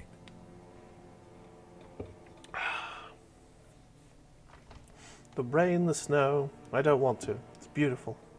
Beautiful. It's stuck on loop, whirling, spitting out words and images. You're the son of the world again. Harrister, a ceaseless agent. Picking up litter and old newspapers, collecting your little bubblegum wrappers and idiotic picture postcards. Meaningless, meaningless keepsakes. I pawned the postcards to get this room. Leave me alone. Picking up plastic bottles to pay for you to have sleep. Reading your awful letters and recalling things, aren't you? The endless names of the world. An address book you are. The map of a city. Okay, so that's right, I am an agent of the world. But what if I want to be the agent of nothing? No, I'm an agent of the world. You'll go insane if you keep going like this. One more day, and you'll be in the loony bin. I just know you will. And for what, brother man? For the working class. Yes, thank you, Rhetoric. Solving your little crossword puzzles. Doing your tasks. Crossing names off lists. Trying to become some sort of world detector. It won't make it okay. It won't put smoke back in her mouth. I am building communism for all. This time we won't fail. Yes, pursue that. There he goes again. He's a real political animal, our Harry. He still doesn't see that it's the world changing around him. Oh no. He's got no idea what he's in for. Feel the pillow under your cheek. Beep, beep, beep. The alarm is ringing, Harry. The disco circus goes on and on. You barely slept 3 hours last night. You can do it. It's nothing. Do it for the city. Go. Do it for the wind. Do it for the wind. It sounds like a really bad pop song. Open your eyes. Nice. Okay. So that was one hell of a night's sleep. Healed morale, excellent. Oh, we're back up to Rise full. and shine, comrade. It's time to get to work. What's going on? Despite all the thinking you've been doing, only 0.0001% of communism has been built. It's too great a task to undertake alone. You're going to have to get organized. Nice. Have you seen my shit recently? I've really gotten it together. It's good that your personal business is in order, but We're talking about political matters of world historical import here. Okay. You must seek out your revolutionary brothers and sisters. Find out how much communism they've built. Then, together, maybe you'll be able to build as much as 0.0002% of communism. Oh, lovely. But it won't be easy. Decades of persecution by coalition authorities have driven the remaining communists of Martinaise underground. They live underground. These communists aren't men. They're mole people. Okay. Will they help me fire up Mazov's socialist sausage grinder? Just between us, you may want to lay off this grind up the bourgeoisie stuff. It's a bit off-putting, even to fellow communists. Fair enough. Don't know if I want to go searching for the mole people. They're not mole people. They're your comrades in the eternal class struggle. It's your task to find and join them. Okay. But I'm part of the coalition authorities. I've been persecuting communists for this whole time. Possibly. If you have been, it's only because you're a double agent acting in furtherance of your long-term objectives. Regardless, what's past is past. You need to look forward to the work of building communism for all. Okay. How am I supposed to find them if they're hiding? Let your nose guide you, detective. My nose? Yes. Fortunately, communists are known to have a very distinct smell. Okay. We really have no idea what they're talking about. There's no linkage between ideology and olfaction. What does communism smell like? Failure. Oh, okay. So much failure in my life already. I don't know how if I can take any more. That's why you're perfect for the job. No one's got a better nose for failure than you, Harry. What you're smelling is your own body odor, of course. Nothing a shower and change of clothes couldn't fix. People sometimes complain there are no real communists left in Martinaise. But you can smell their presence. They're out there, waiting for you to join them. Okay, let's get organized. First, you'll have to locate the remaining communists in Martinaise. When you get near to someone with revolutionary potential, your nose will give you the signal to establish contact. All right, now. Again, no, it won't. Any olfactory response you perceive will be strictly psychosomatic. All right, roll up your sleeves. Let's get to it. Here we go. Wake, brave worker. 'Tis no time for bed. Fight till there's no slaves below, and no masters o'erhead. There you go. Right. At this point, well, it's just auto-saved for me, which is lovely. Hobocop is going to take a break. Right, save game. We're going to do a little savey save, proper one. And we're going to call it for tonight because we've been going for almost 4 hours. And it's 11:30, so nearly midnight. So I do enjoy the night streams. They're fun. Nice change of pace. Ooh. Anyway, I would like to thank a few people. First things first, let's thank War Rich for the giant raid. You're very appreciated. And I hope to see everyone who popped in again. We had Beerbird Baggins, Paul, Fern the Gate popped in briefly. Who else was here? Well, obviously Raves in the Portugal, if you're still there. Hello. Oh, Snooglyphin. Hi. And also, thank you for popping in and watching along. Anyway, we'll be continuing this tomorrow.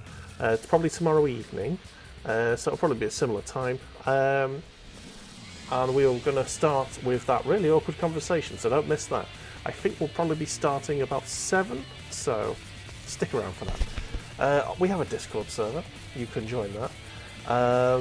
And that's where I do lots of things. I tweet everything, so you can follow me on Twitter and all of the socials there.